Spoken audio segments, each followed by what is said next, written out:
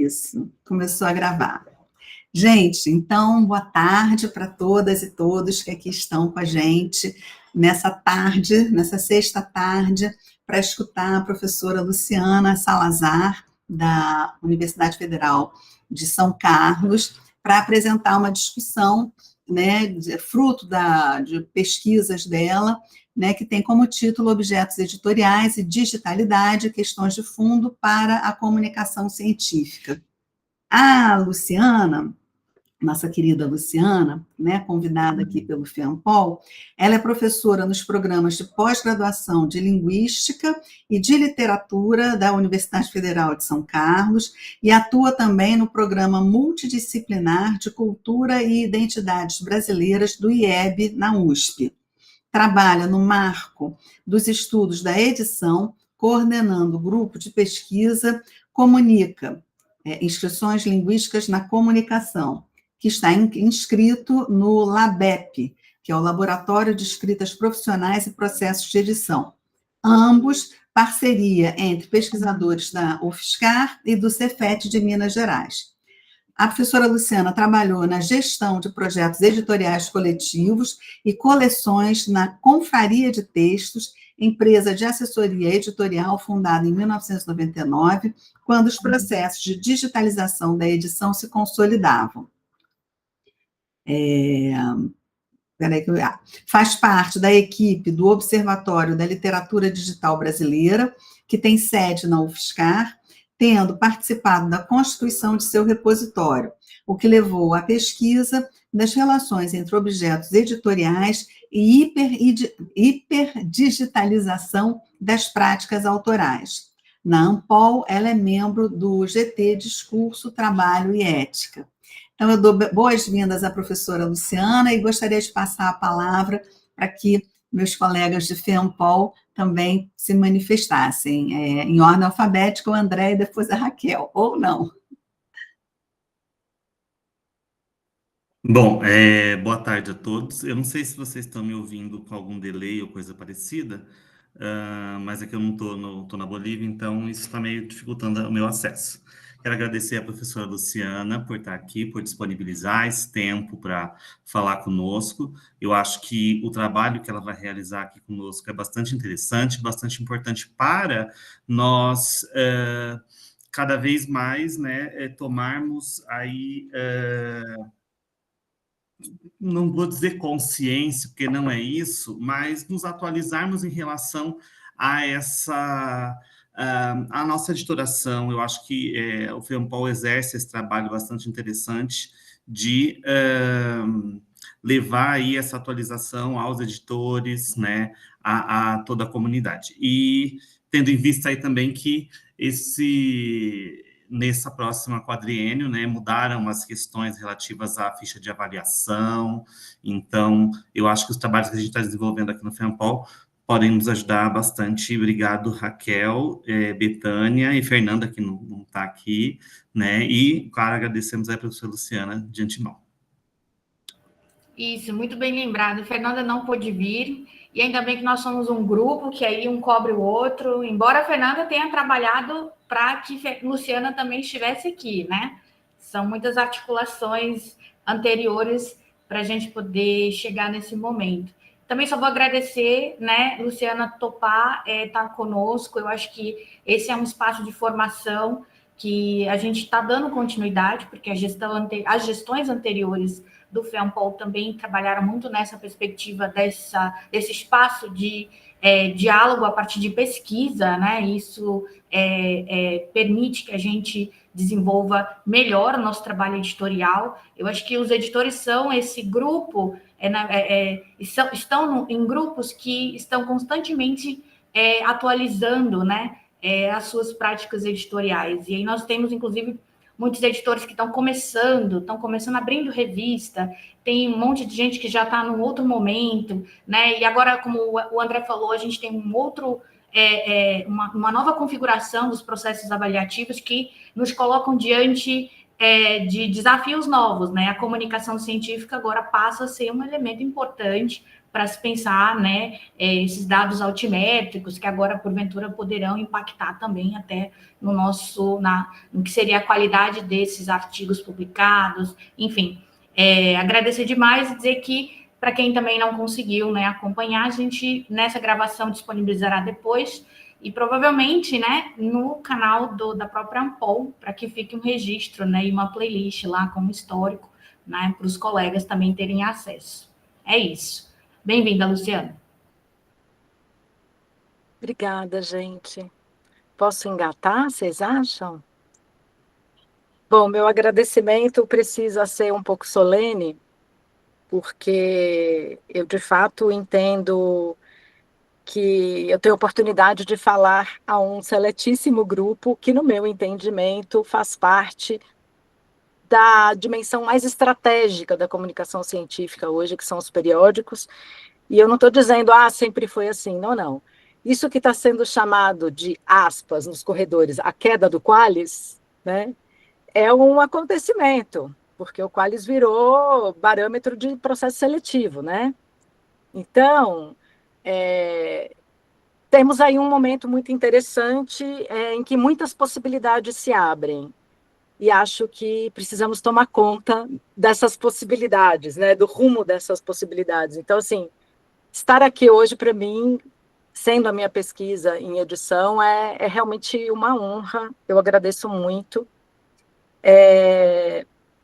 Sei que foi difícil achar datas e tal, porque estava difícil, então agradeço a insistência, enfim, é muito bom estar aqui. E já vou agradecer dizendo que para mim é muito bom estar aqui, porque muito raramente eu falo aos colegas de área sobre esses temas. A maior parte das minhas publicações, já que é disso que nós estamos falando, circula em revista de design, em revista de história, de codicologia. Parece que os estudos da edição, embora muitos da nossa grande área, né, eu vou chamar de linguística e literatura, com toda, né, a diversidade que há nisso, participem dos estudos da edição, que é um ambiente multidisciplinar, por definição. Na área, é engraçado como isso não emplaca, a gente poderia dizer, né? E aí, imagina, eu estou no FEAMPOL falando isso, é muito bom demais, só posso agradecer. Porque isso tem consequências importantíssimas em termos de pertencimento, né? No corredor, a multidisciplinaridade, a interdisciplinaridade sempre é falada como uma coisa, que legal, que importante, que estimulante. Mas no sistema de rubricas muito estritas, isso é um problema, inclusive em termos de financiamento, de auxílios, né? Então, acaba que os estudos da edição, na nossa área, correm um pouco por fora. E eu acho que estou num espaço em que isso já é um tópico de reflexão no meu agradecimento. Vocês podem imaginar que isso é uma questão, inclusive, no convívio departamental, né? De todo modo, eu gostaria só de sublinhar que não se faz interdisciplinaridade ou o exercício da multidisciplinaridade sem duas coisas. Sem o lastro de uma disciplinaridade, é a partir de uma disciplina que você se entrega ao inter, ao multi, né? Então, é preciso ter pertencimento para fazer essa participação. E também não se faz interdisciplinaridade sem o espaço de escuta. E me parece que isso é o mais difícil hoje, né? A gente pode se desdobrar para falar aos outros de um modo que não seja hermético, etc. Mas me parece mais difícil ainda ouvir o outro falar do que ele fala, do modo como ele fala, né, para então entrar em interlocução. Então, eu trabalho em espaços interdisciplinares que eles próprios, sendo que eles próprios padecem dessa dificuldade, né, dos espaços de escuta, como esse aqui. Então, percebam o tamanho do meu agradecimento, né? É disso que se trata. E eu, enfim, esse pequeno dado da minha trajetória institucional me parece necessário para que fique claro a partir de onde eu vou propor, não o belíssimo trabalho que Marcos já apresentou para vocês, com levantamentos, com aquele fôlego de um doutorado, mas questões de fundo que têm a ver com um programa de pesquisa que já tem mais de 10 anos, e que gira em torno do que ficou sendo conhecido como ritos genéticos editoriais. E isso tem a ver já com uma distinção da nossa área dentro de uma outra coisa grande nos estudos da edição, que se diz assim: os estudos da edição são um lugar do pessoal do livro, do povo do livro, do mundo do livro. Sempre se usou essa expressão, que é externa à academia, mas que na pesquisa acadêmica em estudos da edição foi adotada. Só que, nos anos 2000 para cá, vamos para datar mais ou menos, o problema da ideia de livro foi trazendo novas questões, né? Quando a gente passa a ter livros digitais, que a gente chama de e-book, que horas são de fato um e-book, horas são um PDF com capa e folha de expediente, isso tudo ainda é livro, etc. Então, a própria palavra livro, que funcionava como um hiperônimo, digamos assim, está posta em questão no mundo do livro, né? E aí a nossa grande área começou a desenhar dentro desse universo a ideia de ritos genéticos editoriais e dentro dela alguma coisa que seria específico para nós, que é o tratamento editorial de textos. E que no caso dos periódicos é a grande caixa preta, né? É a coisa sobre a qual a gente pensa muito nos produtos, a palavra produto inclusive está prevista, né, nas avaliações, enfim, nos documentos, mas tem um processo, e esse processo é louquíssimo. E aí eu estou falando com gente que sabe do que eu estou falando, então dá um alívio também de vocês já poderem imaginar todas as etapas variadíssimas, os atores variadíssimos, né? E aí, pensando nisso, acho que a gente pode passar o primeiro slide, Raquel, por favor.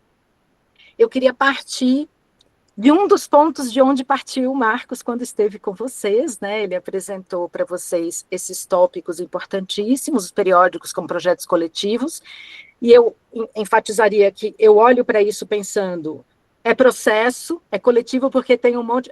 Raquel acabou de falar, né? Só para conseguir trazer uma pessoa para o fórum de vocês, é um monte de tratativa, é WhatsApp, é e-mail, né? São tentativas de várias pessoas, e, enfim, isso tudo faz parte de um periódico, né? O tempo todo.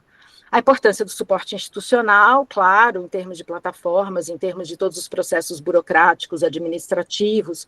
Penso eu, cada vez mais, que a gente também vai ter que pensar sobre a qualidade da função de editor de periódico como uma atividade que, sim, dispensa os professores de outras atividades, porque muito frequentemente elas são uma espécie de a mais, né, na vida. Obviamente, isso tem a ver com os dois tópicos que estão em branquinho embaixo, a importância da atuação das editoras, dos editores na política científica do campo, né, por isso que precisa ter apoio institucional, porque é disso que se trata, é de política científica, né, e de esses editores poderem se assumir como responsáveis finais por todas as decisões do periódico, né? Mas isso que eu coloquei em amarelinho, agora que eu vi, gente, que eu fiz um negócio verde e amarelo, né? Meu inconsciente. Estamos retomando para nós. Soberania. Isso. Foi sem querer, mas tá, agora que eu me dei conta.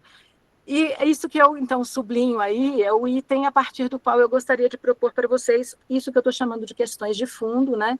Que é pensar os periódicos como gatekeepers da cientificidade do campo. Sim, me parece que uma das possibilidades enormes que se abrem com a tal da queda do Qualis, estou usando esse sintagma numa expressão jocosa dos corredores, né? Claro, é justamente que a nossa área também refaça os imaginários de cientificidade que nos são atribuídos, né? Que nós mesmos atribuímos, porque tem esse padecimento da nossa área, assim, não somos consideradas ciência mesmo, não estamos figurando lá na lista de áreas prioritárias, né?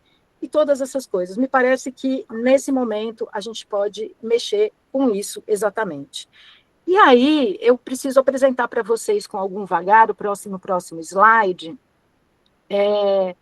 uma definição de objetos editoriais, porque eu dizia, você pode mudar, obrigada. Eu dizia justamente que, dentro dos estudos da edição, a ideia de livro, hiperonimicamente, parou de funcionar, porque os objetos digitais, editados digitalmente, e para circular digitalmente, começaram a pôr problemas para a ideia de livro. Então, essa definição que eu apresento para vocês é muito coletivamente construída, né, numa rede enorme de trabalhos, de que faz parte o grupo de pesquisa, enfim, Betânia deu nome a ele na apresentação e tal, E eu vou fazer uma leitura inicial, depois eu volto comentando partes. Então, a ideia é que o hiperônimo seja objetos editoriais e não livro, então, subsumido aí, para a gente entender que objetos editoriais são mediums que supõem uma cadeia criativa e uma cadeia produtiva, nas quais técnicas e normas são administradas por diferentes atores, com vistas à formalização material de uma síntese de valor sígnico, que enseja uma circulação pública, apontando para uma autoria e projetando um público leitor. Eu quero comentar um pouco essa definição. Tem muita coisa aí, né? Eu quero comentá-la, mas eu já aviso que eu grifei aí, projetando um público leitor, porque me parece que esse é o grande território que se abre, esse é o grande horizonte que se abre para os periódicos científicos. Porque nós vimos numa toada de produzir, de escrever, de autorar. Mas quem lê o que está todo mundo escrevendo? Essa questão está posta, a gente conversa sobre isso em vários fóruns, não só entre editores. Me parece que aí está a chave desse momento, dessas mudanças do que se diz, né, de uma perspectiva muito quantitativa para valores mais qualitativos, não só da comunicação científica, mas de todo o nosso trabalho, etc. No caso dos periódicos científicos, eu acho que a gente tem esse lugar para explorar, porque esse lugar ficou de ladinho. Ele ficou meio por default, né? Se está escrito, alguém vai ler. Mas quem é esse alguém? Como chega esse alguém, etc. e tal? Isso me parece que é a grande questão. Bom, a ideia de que objetos editoriais são mediums é um conceito, não se trata de fazer grandes definições aqui, mas é um conceito que permite que a gente olhe para os objetos técnicos, não só os editoriais, mas quaisquer objetos técnicos, como tendo um duplo corpo. Né? Na verdade, devia ser médiums, porque como mediador. Ele tem um corpo tangível e ele tem um corpo institucional, que pensa esse objeto, cria esse objeto, bota esse objeto em circulação no mundo, e a circulação desse objeto no mundo avaliza a instituição que o produziu. Para dar um exemplo assim, que eu acho rapidinho, escola. A instituição escola tem suas carteiras, suas lousas, suas salas, seus materiais didáticos, né? Todos esses objetos técnicos encarnam essa instituição, de um jeito ou de outro, faz diferença a sala de aula ser assim ou assado, né? E são criados por essa instituição, mas por existirem, avivam essa instituição. Então, esse duplo corpo, segundo essa perspectiva teórica, está presente em quaisquer objetos técnicos, inclusive nos objetos editoriais. E os objetos editoriais supõem uma cadeia criativa e uma cadeia produtiva. Isso é uma novidade muito importante que no Brasil chega só em 2003, com a publicação da primeira lei do livro. Não sei se todo mundo sabe, o Brasil nunca teve legislação específica sobre o mundo da edição, sobre o mundo do livro, nada disso. É só em novembro de 2003 que a gente tem a promulgação da primeira lei sobre o tema. Falta muita regulamentação ainda, ela é longa, etc. Mas é assim que aparece para os brasileiros, no mundo da educação e da cultura. E isso acontece no momento em que o Ministério da Cultura, pela primeira vez, abraça a ideia do livro e da edição, que sempre esteve no Brasil, no Ministério da Educação. Então, é a partir de 2003 que o Ministério da Cultura vai compor, né, sobre o livro com a educação, cria uma secretaria. O Ali Salomão foi nomeado, mas morreu, acho que 3 ou 4 meses depois, aí a secretaria ficou um pouco à deriva. Enfim, é uma história muito interessante, mas é via cultura, então, que chega essa ideia de que os objetos culturais, assim como os objetos educacionais, objetos editoriais, eu estou falando, tem uma cadeia produtiva, mas tem uma cadeia criativa. E isso é muito interessante. Isso muda legislação, isso muda formas de remuneração, isso muda prazos, isso muda editais, né? E o que acontece nessas cadeias? Técnicas e normas são administradas por diferentes atores. Isso é muito interessante. No mundo da edição, por exemplo, se discute a invisibilidade incrível do revisor de textos, que para a nossa área é bem caro, inclusive, né? É uma formação importantíssima. O revisor de textos toma decisão sobre feições finais de um texto, né? Dialoga com os autores, e só no fim dos anos 80, no Brasil, é que ele vai ser, por exemplo, creditado pelas editoras, né? Então tem uma discussão imensa a respeito de quem são esses atores, que nomes eles têm, quais são suas atribuições. Mas gostaria de chamar a atenção também para essa coisa da dimensão técnica. O mercado editorial se transforma loucamente quando a gente passa a ter uma produção digitalizada, mesmo que não seja para circular digitalmente, quando os processos passam a ser digitais, mesmo da produção do livro impresso, né? E então tem muita novidade técnica na jogada, e esse é meu ponto aqui, a técnica do coração do problema. E no que diz respeito às normas, é bom a gente pensar também que as normas não são só as normativas, há uma série de normas tácitas que se vão estabelecendo. Por exemplo, essa que nós mencionávamos agora, né? A gente foi topando ser editor de periódico como um a mais, além de todas as outras coisas, né?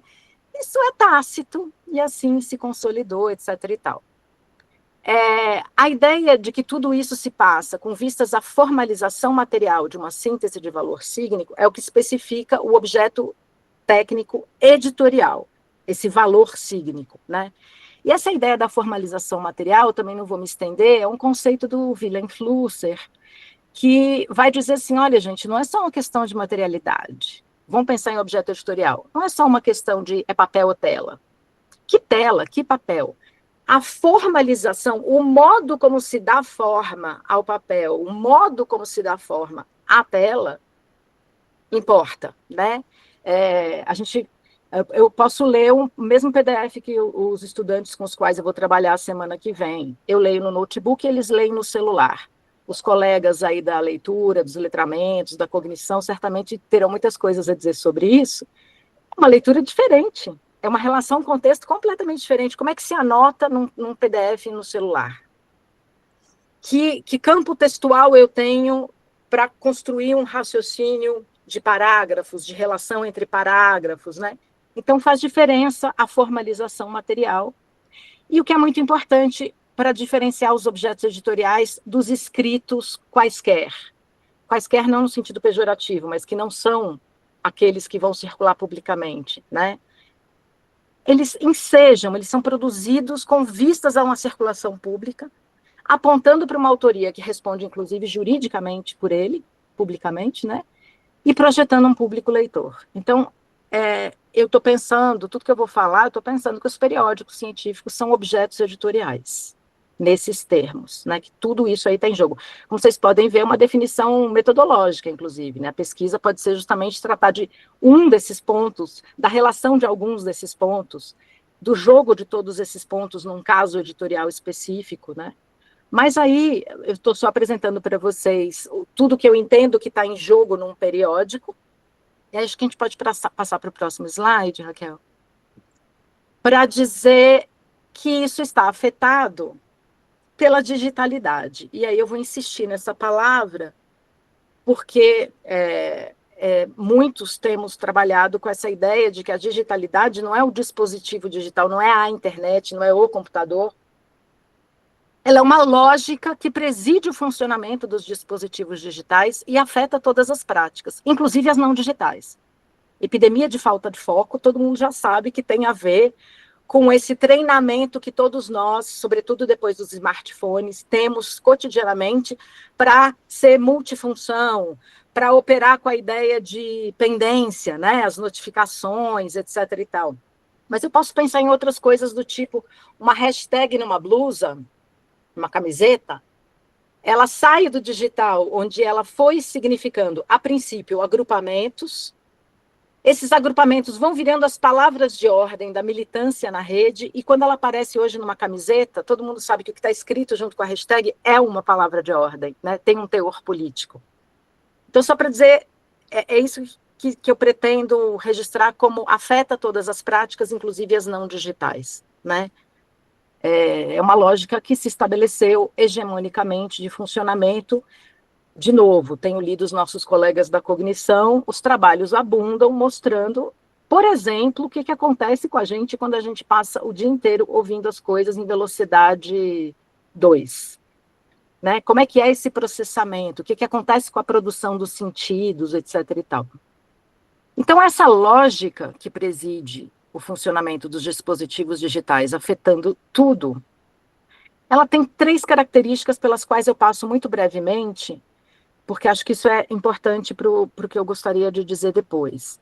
A primeira coisa tem a ver com o que vem sendo chamado entre os estudiosos das modulações de comportamento, etc., como uma alienação técnica, né? É interessantíssimo observar, e na nossa área isso é muito frequente, como a gente ainda trabalha pensando a tela como um ponto zero, um da tela para cá. E esse cá é importante porque é a perspectiva do usuário, né? Só que aquilo que se constela numa tela, e isso já coloca as telas, do ponto de vista da edição, num lugar completamente diferente do papel, se constela já depois de muitas seleções, filtragens, combinações, possibilidades, né?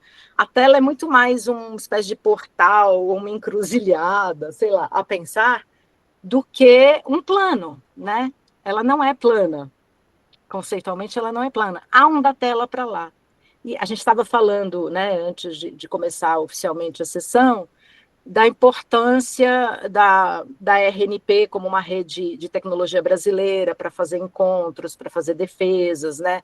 Uma tecnologia que foi desenvolvida para o ambiente educacional, como ambiente formativo, que é muito diferente da adaptação que a gente adotou de salas de reunião corporativas, que é o caso do Meet, né? Que está me ouvindo agora, o Meet está me ouvindo agora, e que vem de um outro lugar, com uma outra lógica, afetando comportamentos específicos conforme essa lógica, né? Para entrar numa sala da RNP, eu vou ter que aprovar que meu microfone se abra, eu vou ter que aprovar que a minha câmera se abra. Aqui não, você fez clique, pum, faz até pum na hora que você pula, né?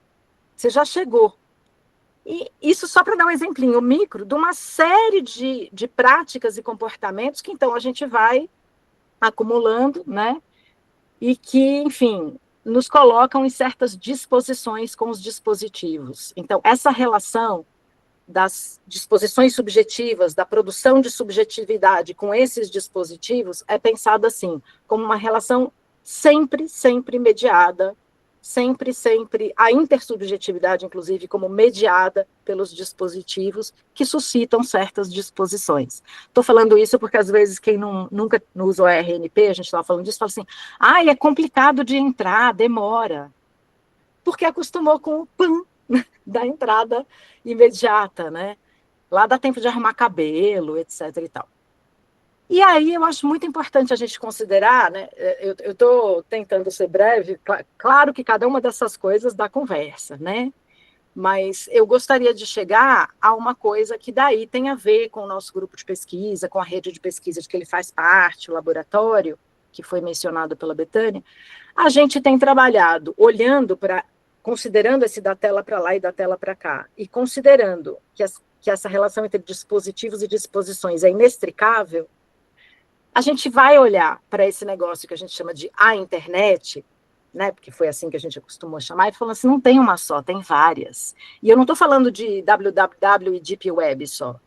Né, no www tem caminhos diferentes, tem segmentos, e no atual estágio, nesse momento sociotécnico, particularmente nesse momento sociotécnico, é tudo, vou usar uma palavra do momento, nichado, né?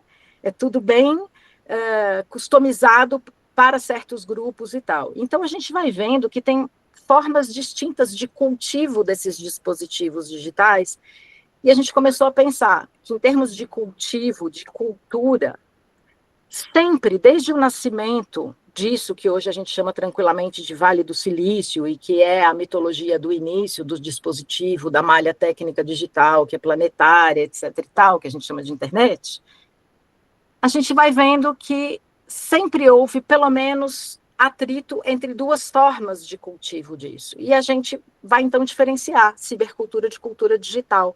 Às vezes, esses termos se substituem, né, como sinônimos, a gente está propondo a diferenciação.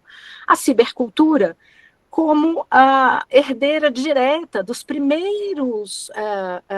das primeiras formulações dessa malha técnica, herdeira direta da cibernética, que é o estudo do controle de fluxos, né? De tudo, de pessoas, de enzimas, enfim, a cibernética é aquela coisa interessantíssima, abarcante, mas é justamente o estudo da administração controlada dos fluxos, né? E o que se desenvolve em termos ciberculturais a partir daí é o que hoje, neste momento sociotécnico, é hegemônico. Vou dar um exemplo. Bom, a gente pode falar, antes de eu dar o exemplo que eu acho cabal, claro que os softwares proprietários estão aí, claro que esses algoritmos opacos das redes, por exemplo, de uma rede como o YouTube, cujo sistema de recomendação a gente não sabe como funciona, a gente fica tentando acompanhar e inferir, porque não há legislação que obrigue a dizer se contém glúten, né? Mais ou menos assim, né? O que tem ali, né? E essa eu acho que é a grande batalha hoje pela democratização da comunicação, é a desopacificação dos algoritmos das plataformas, todas elas, de todas as redes, né? Enfim, então a cibercultura tem a ver com essas coisas, tem a ver com antivírus, tem a ver com todas as proteções, fechamentos, seleções, porque esse é o primeiro ensejo de criação da rede, que nasce com função militar, como todos sabem, né? Mas acontece que ali no nascimento do Vale do Silício, depois eu comento uma brochurinha que tem uma história interessantíssima da internet sobre isso. Acontece que ali no Vale do Silício também havia outros grupos sociais muito organizados em torno da necessidade de uma comunicação descentralizada e que contribuíram enormemente para a internet ser o que é hoje. Eu falei que ia falar depois, falo já. A ideologia californiana, dá para ver? É uma brochurinha, está disponível digitalmente, gratuitamente em vários sites, posso depois deixar referência. Essa brochura custa R$20 para quem quiser ter o digital. É um texto de Barbrook e Cameron, de 95, que é um ano muito importante, né, na história da internet, porque para os periódicos é crucial isso, porque ela é o momento, por exemplo, do Windows 95, né, que é o que viabiliza a estação doméstica de trabalho, a interface para os leigos. Né? No mundo da edição, isso é a revolução. Bom, no mundo de todo mundo, porque quando as famílias passam, era caríssimo o computador, aí compra o computador da família, que fica na sala, né? Porque tem esse pacote de uma interface que o tempo todo diz, você não precisa entender o que está acontecendo. Clica aqui, clica ali, vamos lá. É exatamente nesse momento em que a gente olha a disposição diante do dispositivo. A gente passa a aceito, sem ler. Começou aí isso. Inclusive porque se você lesse e não aceitasse, você não instalava e não usava, né?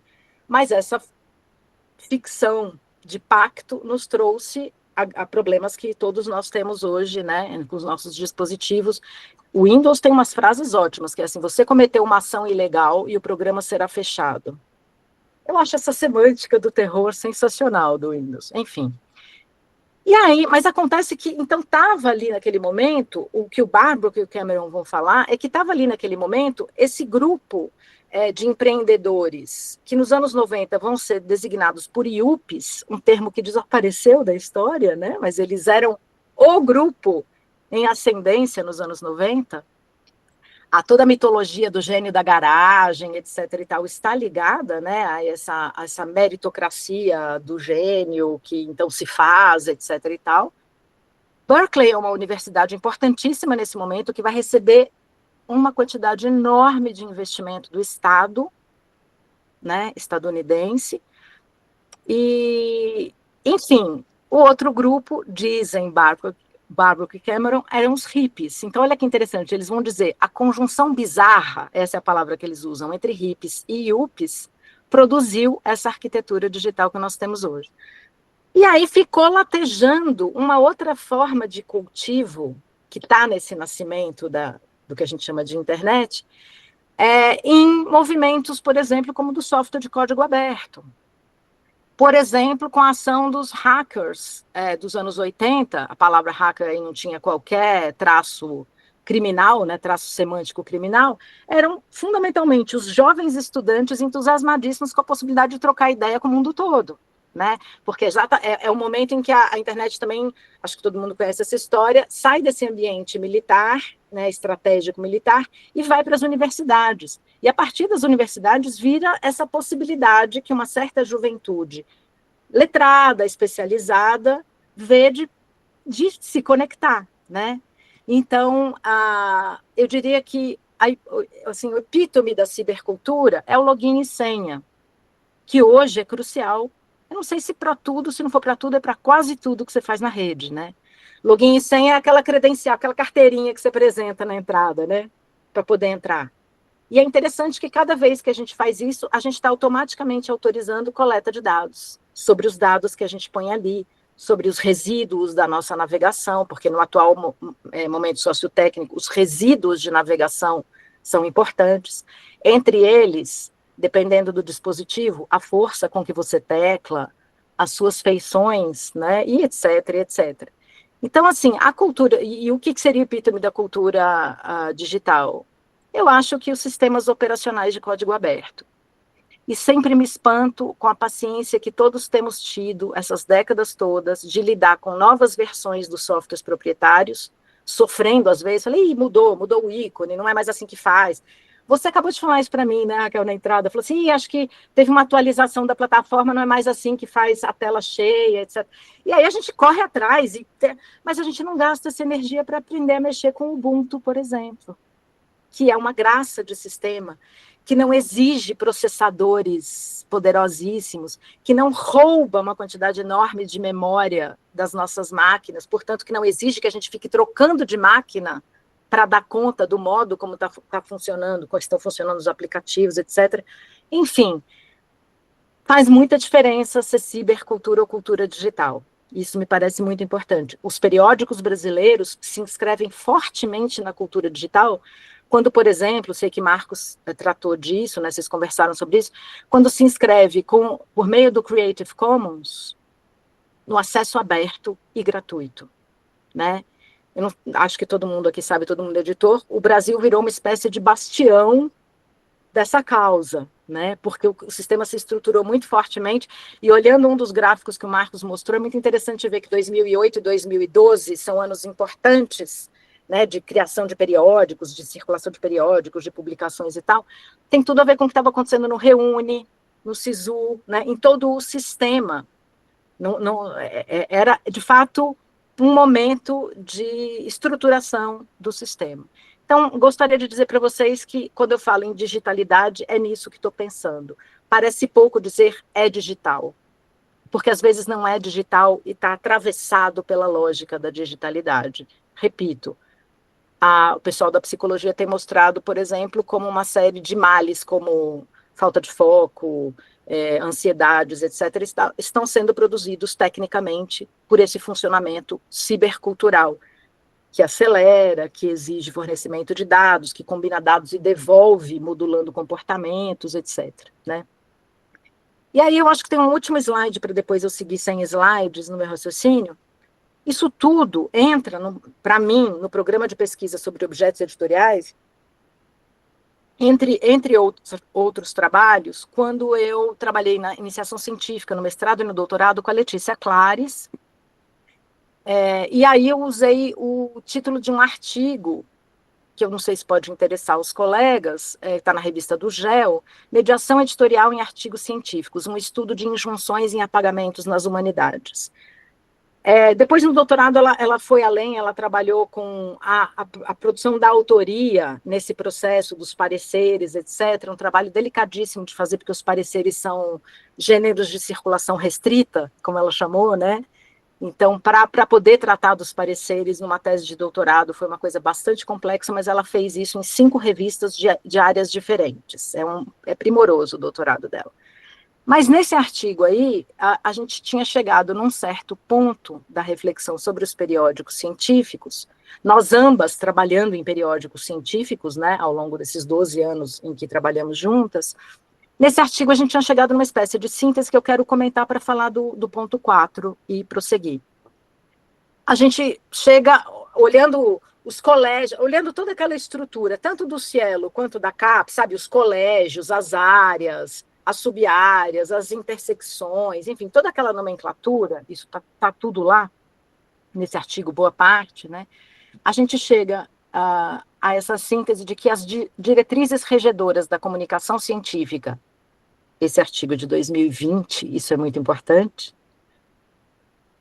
se constituíam nos seguintes pontos: a dominação das práticas das ciências exatas e naturais. Acho que não é preciso se estender sobre isso, reclamamos sobre isso na área há muito tempo. Os comitês de ética estão enlouquecidíssimos, porque as exigências que são feitas para você fazer uma entrevista com o colega, você fala, como que eu vou dar conta disso? E todo o planejamento, né? Enfim, de uma pesquisa que exige isso, etc. Mas também estão nesse tópico coisas que interessam diretamente a nós, por exemplo, como o uso do plain English, né? Esse inglês achatado, que não é o inglês de ninguém, e que serve muito bem a certos tipos de paper, mas não necessariamente nos serve, né? Não a todos nós da nossa grande área. Enfim, no ponto 2, as pressões de avaliação quantitativa de periódicos e pesquisadores. Veja que é exatamente, nós estamos no ponto em que isso explodiu essa discussão e agora estamos falando em avaliações qualitativas, né? Como é importante que haja os destaques, a autodeclaração e tralalá. As pressões por internacionalização, que também merecem um encontro, né, gente? Porque eu faço parte de uma rede latino-americana que não é considerada internacionalização, porque ninguém fala inglês ali, né? Para encurtar um pouco isso. E isso afeta financiamentos, auxílios, enfim, a constituição das redes de pesquisa, efetivamente, e o reconhecimento da cientificidade produzida de um modo ou outro que não aquele que está posto como parâmetro, e que mais do que parâmetro virou modelo, né? Eu estou cansado de ver os colegas da literatura, os colegas da filosofia, ficarem pensando o que vão colocar ali naquele item do projeto da nossa agência de auxílio do Estado, aqui a FAPESP, que é material e métodos. Né? É sempre um pouco uma ficção ali que a gente faz, né? O que é material e métodos? Não é desse jeito que a gente pesquisa. Né? Você fala, revisão bibliográfica, enfim, já tem uns 3, 4 paragrafinhos que circulam em geral para preencher esse espaço, né? Olha os dispositivos e as disposições. Bom, e a questão das mudanças tecnológicas. Nessa altura, em 2020, a gente estava estranhando enormemente não conseguir dados sobre a plataforma SEER, que era... Gente, eu esqueci o que é o S. De editoração eletrônica de revistas, serviço, acho que é, de editoração eletrônica de revistas. Eu fiz curso, Letícia fez curso, né, de SEER, a gente falava, curso de SEER. Em algum momento se apagou isso. O que era o SEER? Era a customização brasileira do sistema OJS. Em algum momento sumiu isso, e nesse momento, em 2020, quando a gente foi fazer esse artigo, foi muito louco, porque a gente não conseguiu achar. Se algum colega, inclusive, tiver pistas e puder dar, porque a gente, de fato, saiu em campo. A gente falou com pessoas, a gente foi às ciências da informação. Foi uma história meio que se apagou. Sim, o Open Journal System é... desculpa, você não está respondendo para mim, né, Raquel? Você está respondendo para alguém. Eu não estou com o chat aberto, perdão. Olha, eu querendo dar conta de tudo, né? Cacuete de professor. Mas, enfim, então, nos pareceu muito estranho quando a gente foi escrever esse artigo que a gente não achasse pistas sobre que hora que deixou de ser SEER, que era essa interface brasileira customizada, sobre a qual ambas tínhamos feito cursos, né? Sistema, não é serviço, é isso. Obrigada. Sistema eletrônico de editoração de revista. Enfim, ele deixou de ter interesse e todos trabalhamos com o OJS, que eu acho muito curioso, já conversei isso com o Marcos, inclusive, que é um sistema de código aberto que permite que as revistas façam coisas muito diferentes umas das outras. E justamente o que acontece é todos os periódicos científicos ficaram super parecidos. Um azul, outro é verdinho, um põe logo, outro... Mas, assim... E permitam-me, colegas, a Letícia chega a falar que as plataformas, quer dizer, a ideia de revista e a própria ideia de periódico, quando deixa de haver as periodizações e o artigo ficou pronto, você já vai subindo, mesmo que seja parte de um dossiê, né? Ficou pronto, você já sobe lá, e aí o dossiê vai se montando au fur et à mesure, né? Ela fala assim, as plataformas elas deixaram de ter qualquer ideia de revista, a ideia de periódico também ficou engraçada, e ficaram, assim, uma espécie de subidouros de PDFs. Essa é a expressão que ela chega a usar, né? Subidouros de PDFs. E PDFs cada vez mais individualizados, mesmo quando pertencem a um dossiê. Porque tem um DOI, E por quê? No mar de tantas coisas, como é que se chega a um artigo digital?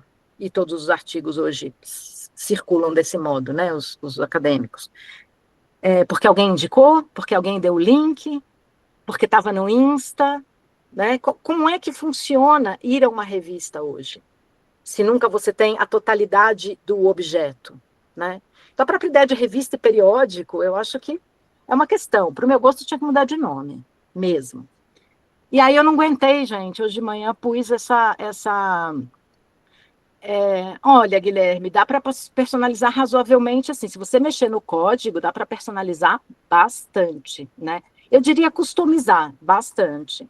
O que eu acho é mais uma das coisas que nos chegou ciberculturalmente, que é assim, se você preencher, barará, fizer isso, souber mexer assim, assado, vai funcionar.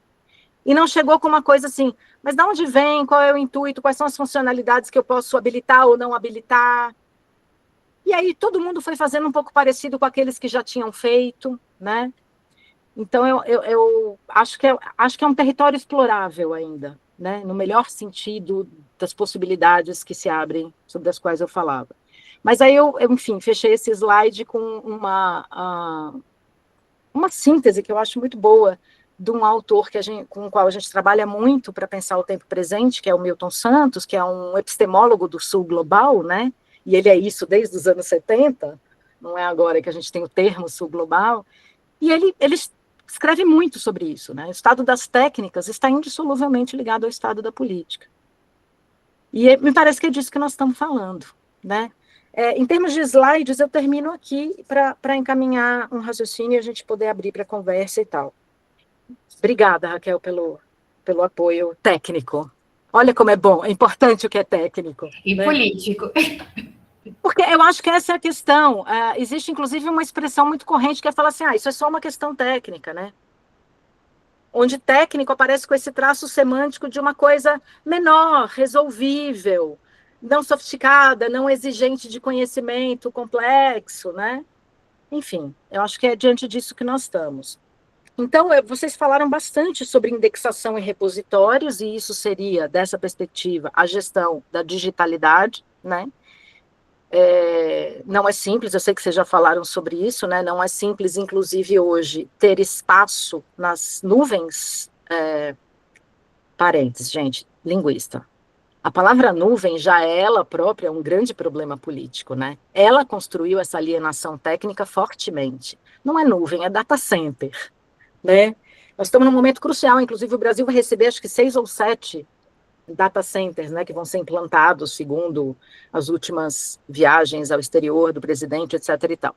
Isso é muito importante em termos estratégicos. Vem para Uberlândia, olha só. Depois você conta como é que ficou a água em Uberlândia, porque lá no Vale do Silício eles estão com problema de abastecimento doméstico, literalmente, né? Então não é nuvem, né, gente? Nuvem é essa coisa fofa, né? E é muito complicado.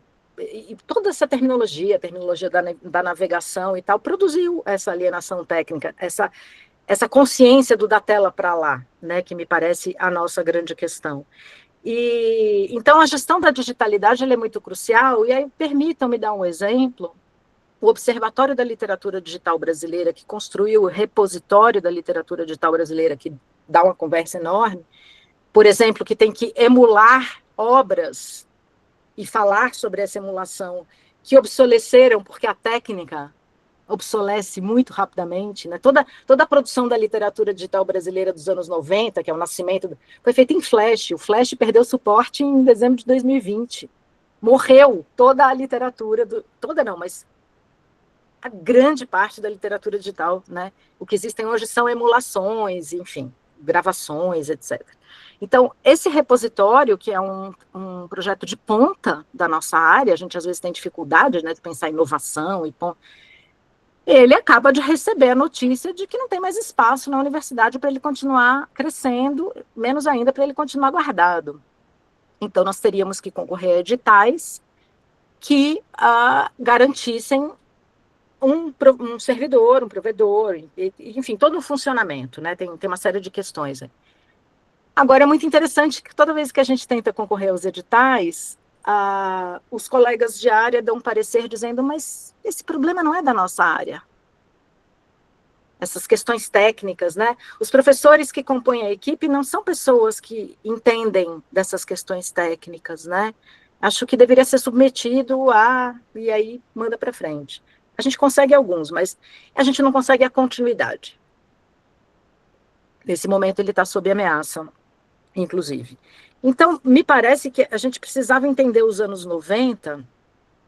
Eu mencionei esse texto do Barbara Cameron, que é de 95, eles estão chamando a atenção exatamente para isso, né, para a instauração plena nos anos 90 do que eles chamam de ideologia californiana, que é essa mistura bizarra do que pretendiam os hippies e os yuppies em termos de comunicação descentralizada. É nos anos 90 que toda essa terminologia que eu estou mencionando, a ideia de nuvem, etc. e tal, vai aparecendo, junto com a gente aceitando os termos de uso sem ler, e por aí vai.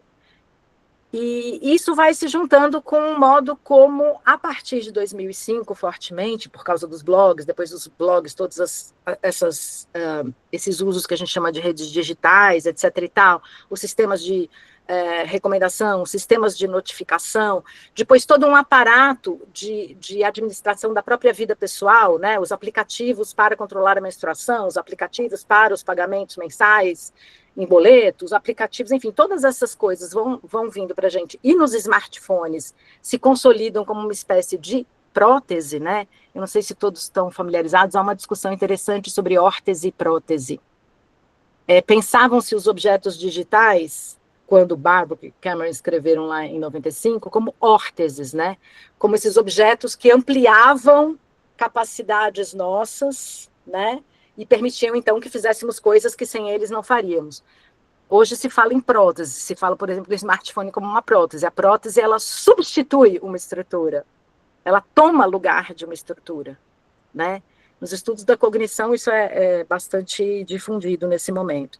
E isso vai alterar as formas de leitura, falamos sobre isso, as leituras fragmentadas, né? Eu não sei como vocês têm vivido, mas eu estou cada vez mais familiarizada com uma sala de aula em que 50 estudantes, sim, eu tenho salas de aula de 50 estudantes, estão quase todos só com o celular. E tudo acontece ali. E eu estou certa de que acontece ali coisa da aula, mas é que acontece junto com a resposta para a mãe, com a verificação do dado que eu acabei de mencionar, enfim, né, tem uma mudança aí muito importante na relação, na disposição para a sala de aula, para a leitura, para o raciocínio coletivo, para a construção do raciocínio coletivo numa situação de sala de aula, etc. e tal. E é muito interessante, então, isso tem a ver com a modulação dos comportamentos, né? E é muito interessante pensar que, em termos de comunicação, a gente pode parar de falar em comunicação de massa e falar em comunicação massiva, porque ela é massiva. Ela chega a de zilhões sempre que se trata, né? E quando não é o que se busca que seja. Né? É preciso ter acessos, é preciso ter cliques, é preciso ter hits, é preciso ter comentários. Olha a outra palavrinha que está sendo usada tecnicamente que produz alienação técnica, engajamento. Né? O engajamento é uma aflição que fica ciscando e dando respostas para o sistema o tempo todo. É impossível, gente, ler um PDF de 18 páginas sem clicar em nada. Você é levado a clicar. Né? O sistema tá montado assim, ele sobrevive dessa agitação, né? Agora, a comunicação é massiva, e ela tem essas características, mas ela chega cada vez mais especializada, cada vez mais customizada, né? Fala-se hoje, quem é do mundo do marketing, em marketing one-to-one. Eu cruzo os dados daquele usuário e ofereço para ele, no dado momento em que o sistema calcula que ele está suscetível de aderir a um certo produto, a uma certa ideia, aquilo que eu quero que ele saiba que está lá, né? Então, são os cálculos preditivos. Já é a inteligência artificial generativa funcionando, né? Que tem esse viés preditivo, que trabalha com tendências e tudo mais. E aí eu fico pensando, já que eu falei de IA, né? Não pode falar de IA sair correndo, tem que falar um pouquinho, né? Eu acho interessantíssimo essa comoção com a inteligência artificial generativa, produtora de texto, porque há de vários tipos, né? ela tem a ver com essa alienação técnica, né? Com esse susto que dá de ver uma máquina fazendo uma coisa que você não tem ideia de como ela fez super rápido, um texto que você demoraria dias para fazer, ou que talvez você ache que você não tem capacidade para fazer. Agora, todo mundo que está estudando, por exemplo, o ChatGPT, que foi o que ficou famosão, e que é mais tosquinho mesmo, né? Todo mundo já percebeu estruturas linguísticas típicas, né? Enfim, aquela coisa de enumerar 3 pontos. O uso dos 2 pontos é fortíssimo, é enumerar 3 elementos, enfim, formas de passar de um parágrafo a outro e tal. Agora é muito interessante, porque ele não está, olha como a gente fala, né? A máquina não está fazendo isso senão informada pelos tipos de texto que nós mesmos vimos fazendo. Eu participei de uma banca recentemente na educação em que a moça propunha entender a redação do Enem como um prompt. Isso é muito interessante, porque é um modelo tão fechadinho que para uma máquina de aprendizado aprender isso está fácil, o modelo já está lá, porque essa máquina colhe dados daquilo que foi posto em circulação num certo banco, numa certa circunscrição. Essa é outra coisa que a alienação técnica apaga, né? Quando você usa qualquer ferramenta de IA generativa, é importantíssimo saber de que banco de dados se trata, como ele foi constituído, né? Porque é num banco de dados que são colhidos os dados. Não é tudo o que tem no mundo, que é um pouco a sensação das pessoas, né? Que a máquina varre tudo o que há e me traz a resposta. E não é. E o modo de constituição desses bancos de dados tem a ver com quem os constitui, as decisões políticas que são tomadas na constituição desses bancos de dados, e aí todas as discussões que vocês conhecem agora, de direitos autorais, né, de obras, enfim, que foram coletadas porque estavam postas em circulação e que agora alguns autores vêm reclamar, não quero que faça parte do meu banco de dados, desse banco de dados. Então, me parece que a gente não estaria aflito na universidade e nos periódicos científicos com os textos produzidos por IA, se nós soubéssemos exatamente isso, Guilherme. A gente alimentou e segue alimentando, em cada brincadeirinha que a gente faz só para ver o que rola, a gente segue alimentando esses bancos de dados. E tudo bem, é uma técnica que precisa do input. Ela funciona porque a gente alimenta. Agora, o que a gente está alimentando com o quê? Isso que não está claro, nunca. É muito impressionante, né, que a gente tenha chegado nesse ponto. Então, eu acho que se a gente souber que tem esse da tela para lá, e isso tem a ver com formação, isso tem a ver com reflexão, e uma reflexão que eu acho que é central para a nossa área hoje. E aí eu vou ser um pouco metida. Eu acho que a nossa área pode encabeçar essa formação, né? Acho mesmo, vou tentar convencer vocês até o final, bora ver se... já é uma grande coisa. Eu gostaria de indicar, se é que os colegas já não conheceram, foi publicado recentemente um guia da Universidade Federal da Bahia, não sei se temos colegas aqui da UFBA, muito legal, sobre o uso ético de inteligência artificial na Universidade Federal da Bahia. É uma graça o manual, super bem feito. Manual não, guia, isso é importante. E é muito interessante que quase todo ele é explicando o da tela para lá. Você vai usar? Então, como usuário, saiba que não é só da tela para cá, tem um da tela para lá, com todas essas características, né, das redes neurais artificiais. É uma graça. Posso até mandar o link para vocês, se vocês não acessarem. Tudo isso para chegar no seguinte: com a queda do Qualys, sempre usando esse sintagma jocosamente, porque é assim que ele tem circulado nos corredores, né?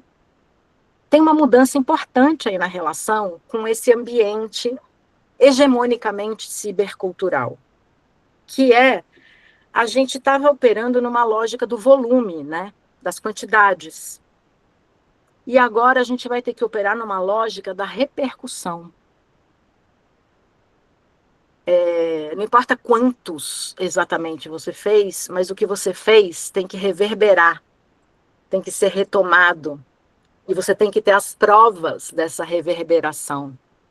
Fator de impacto, enfim, todas essas letrinhas, siglinhas que vieram aparecendo lateralmente e que agora são colocadas como a possibilidade da gente avaliar qualitativamente a produção.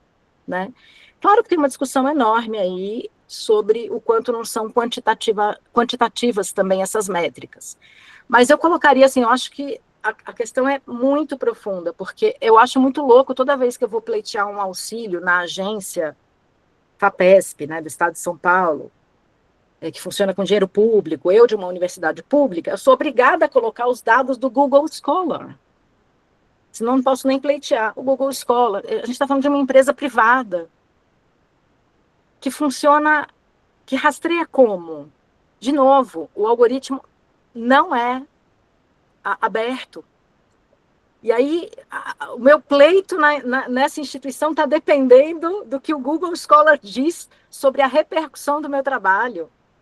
Eu acho isso, aí a gente precisa discutir isso seriamente, enfim, com as agências, inclusive. E aí toda a questão, eu vou usar a palavra que tem sido usada, é a produção de relevância, né? A produção, deveríamos pensar de trabalhos relevantes, mas o termo técnico é a produção de relevância. E aí a grande pergunta que sobra para nós é, então, relevância do quê? Está na nossa mão, nesse momento, pegar isso e dizer o que vai ser, então, relevante. Como que a gente vai oferir relevância? Como é que isso acontece na nossa área? Que formas de retomada são essas? Porque, gente, daqui a pouco tem um monte de turminha combinando de se citar para aparecer muitas vezes. Entendeu? Assim, não é disso que se trata, né? A princípio, acho que não é disso que se trata, mas está fácil de a gente getificar, nichar e todas essas coisas que já estão postas como uma lógica hegemônica. Nós já estamos habituados a fazer isso. Vocês estão vendo que eu estou fugindo do termo bolha, né? A bolha me parece, primeiro, outra coisa fofa, que não é nada disso que se trata, né? Porque nós estamos falando de fratura social, né? Aí bolha é um negócio fofo. Agora, a bolha, para mim, tem um problema também semântico, porque a bolha me dá uma certa ideia de transparência, de que você está dentro da bolha, mas você está vendo que tem uma outra coisa do outro lado, você está fora da bolha, você está vendo que tem gente dentro da bolha. E me parece que isso que a gente tem chamado de bolha é realmente uma fratura social que a gente nem sabe o que está rolando do outro lado.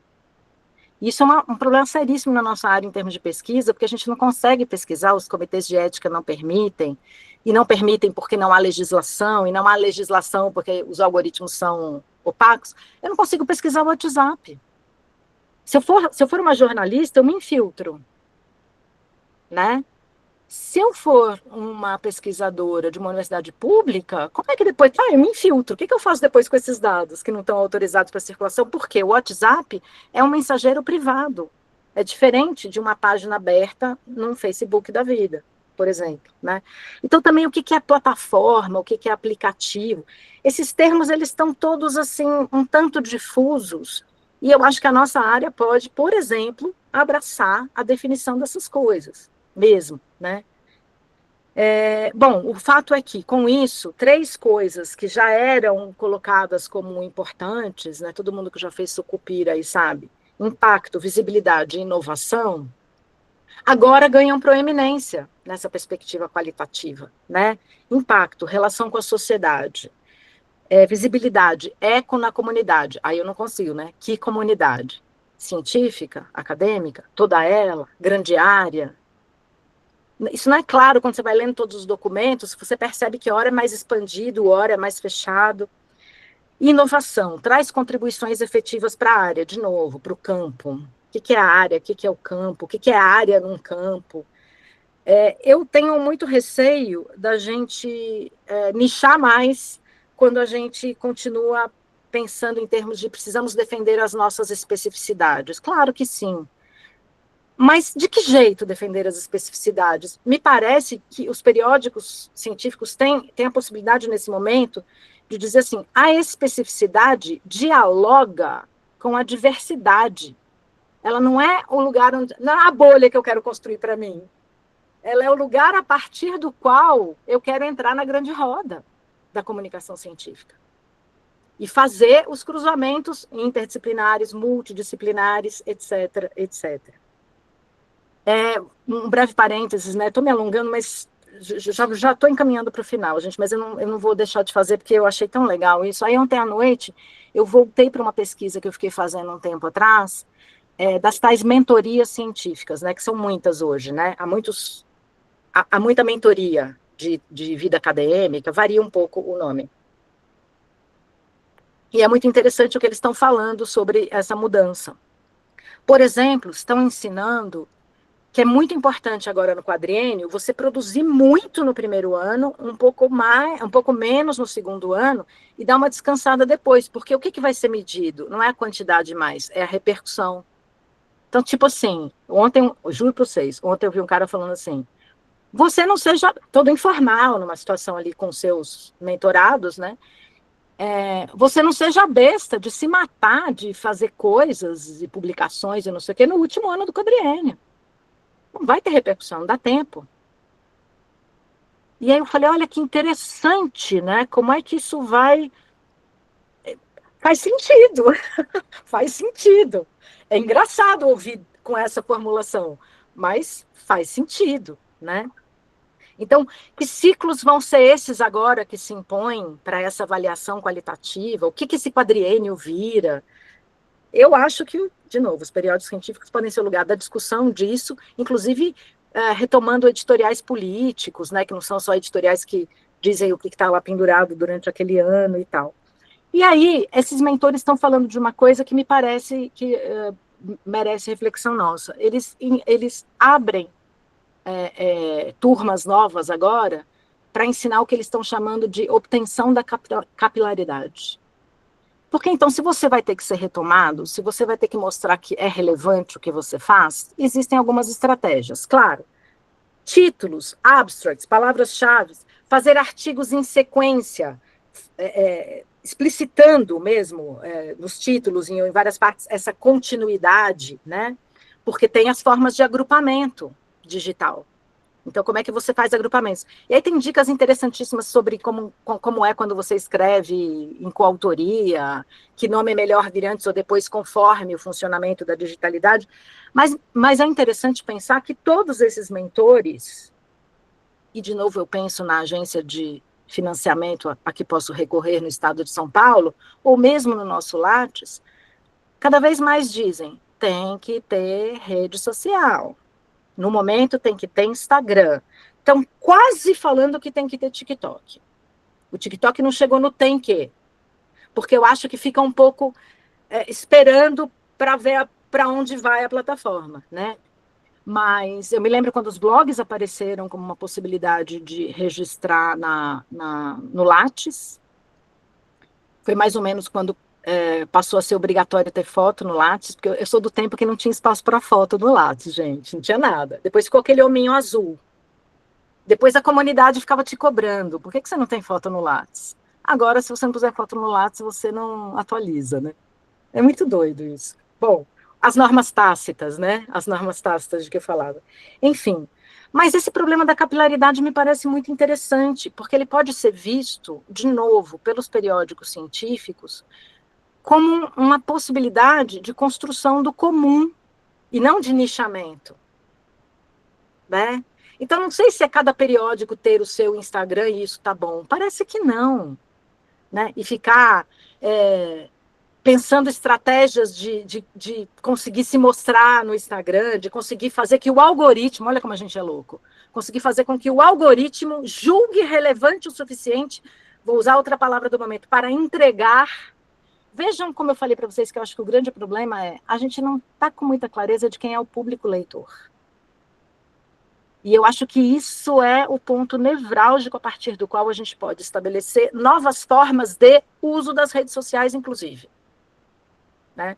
Agora, está claro que os periódicos, para nessa capilaridade produzir relevância daquilo que publicam, né, para incentivar a relevância, para garantir relevância, vão ter que pensar.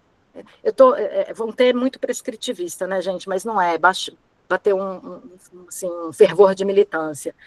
Mas me parece muito claro que é importante linkar o periódico com eventos, com entrevistas, com cursos, inclusive entre periódicos, né? Quer dizer, que um periódico seja essa espinha dorsal da comunicação científica, porque a gente fala que mas que seja mesmo, então, nesse sentido de garantir todos os elementos da ciência aberta, que a gente já comentou, e vocês já conversaram muito sobre isso, no Brasil ela está dada como uma coisa não plenamente garantida, porque nada está plenamente garantido, nem o PIX, né? Mas como assim, tá muito assentada essa forma de a gente publicar e oferecer gratuitamente e tal.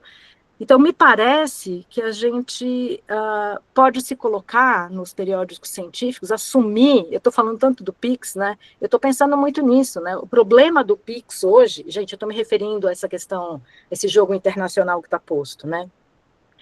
O PIX é um serviço público. Olha que interessante isso. E esse é o problema da Visa, da Mastercard, de uma série de outras instituições que vão perdendo relevância na vida das pessoas que fazem as transações. É de relevância que se trata, né? E aí eu fico pensando, os periódicos podem se assumir efetivamente como serviço público, com todas as características de serviço público. Aí eu estou falando como servidora pública mesmo, né? Se a gente volta lá no termo de posse que a gente assina quando entra para o sistema, tá lá. Uma das nossas funções precípuas é trabalhar pela construção do comum. Né? Então, eu fico pensando, não é hora de nichar e tentar se proteger na especificidade, mas de, a partir da especificidade, insistir na conversa num espaço mais amplo. Impor-se, sim, na cena da comunicação científica, aos modelos que nos foram... Né? E os periódicos científicos são um lugar importantíssimo para isso, importantíssimo para isso. São documentos, inclusive, que ficam como legados, né? Todos os objetos editoriais têm essa qualidade. Os objetos editoriais, não há ideia que tenha prevalecido na história, se não publicada de algum modo, né? Os objetos editoriais são a materialização, né, das ideias e tal. E eu estou falando isso porque a gente também estava comentando outra hora, né? O tema soberania nacional está posto de muitos modos, né? É uma discussão importantíssima. E eu fico pensando no que a gente estava conversando há pouco sobre a autonomia da universidade, sobre quando na pandemia, claramente, as universidades abriram mão de uma dimensão da sua autonomia que não está, assim, posta no senso comum como parte da autonomia universitária, mas que são essas questões da digitalidade, né? A Raquel estava falando, quem gere o banco de dados de pesquisa da Universidade Federal de São Carlos? A Google. A comunicação interna, os e-mails, toda a estrutura administrativa, a Google. E vou falar para vocês, no contrato não é claro de que modo ela gere. O contrato tem bastante promessas de guarda, de disponibilização, de apoio técnico, mas não tem uma explicação de onde estão, como estão, quem acessa, né? Então, faz parte da discussão sobre autonomia universitária hoje, me parece, a relação da universidade com essa digitalidade hoje hegemônica, que é fundamentalmente cibercultural, não só, mas fundamentalmente E as universidades públicas, me parece, são um lugar importantíssimo para a disseminação disso que eu estou chamando de cultura digital. Então, falávamos da plataforma RNP, e eu acho que nos cursos da nossa grande área, que nós possamos falar e usar todas as ferramentas e refletir sobre esses usos. A coisa simples que alguns colegas têm feito, que é usar o chat GPT com o mesmo prompt que manda para o DeepSeek. Não sei se todos já fizeram isso aqui. É interessantíssimo, só isso, já mostra para os alunos. Você vai por outro caminho. O DeepSeek, ele te explica o raciocínio que ele fez para te dar a resposta que ele deu. Ele não te dá só uma resposta, uma coisa pronta. Ele te pergunta sobre tom. Para fazer tradução é uma coisa interessantíssima. Enfim, para encerrar essa charla que já lá vai comprida, né? Eu queria dizer que é isso. Eu estou pensando nos periódicos científicos como locus de construção dessa inflexão para avaliação qualitativa, né? Como espinha dorsal dessa virada. E vou dizer, acho que é um momento muito especial para as humanidades. Acho que nós todos temos muito o que dizer sobre o que está acontecendo e sobre a gestão dessas coisas. Insisto nessa luta pela especificidade no diálogo com a diversidade e não como um fechamento, né? Como conseguir privilégios para a nossa área, novas condições para a nossa área, sem que isso signifique conversarmos com outras, né? E todos conversamos na nossa área, né? Todo mundo aqui escorrega né, em limiares diferentes para conversar com outras áreas, né? E acho que uma das coisas que fortaleceria enormemente os periódicos científicos seria também assumirmos na nossa grande área os periódicos científicos como espaços formativos. Vocês abriram falando que este aqui é um espaço formativo, né, dos editores. E é muito interessante, porque eu sei que a maior parte dos editores de periódicos nunca teve uma formação editorial, né? Vai aprendendo no susto e tal, como todas essas coisas da digitalidade que falávamos.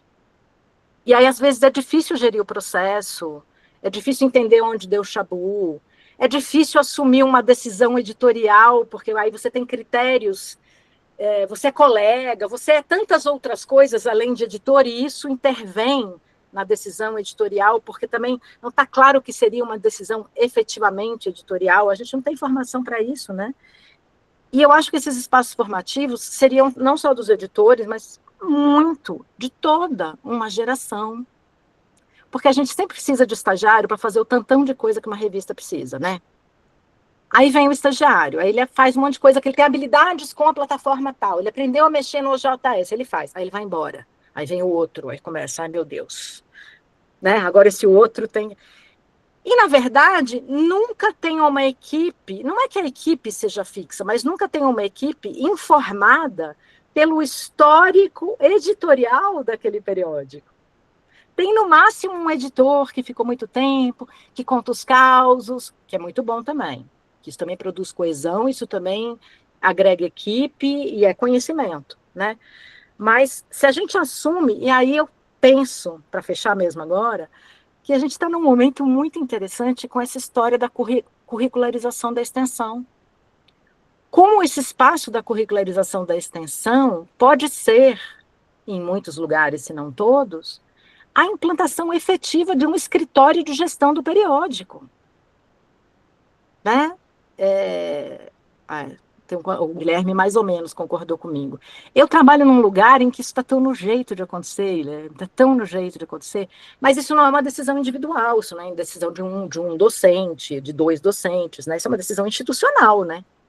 Isso vai entrar para o currículo como uma das possibilidades, né?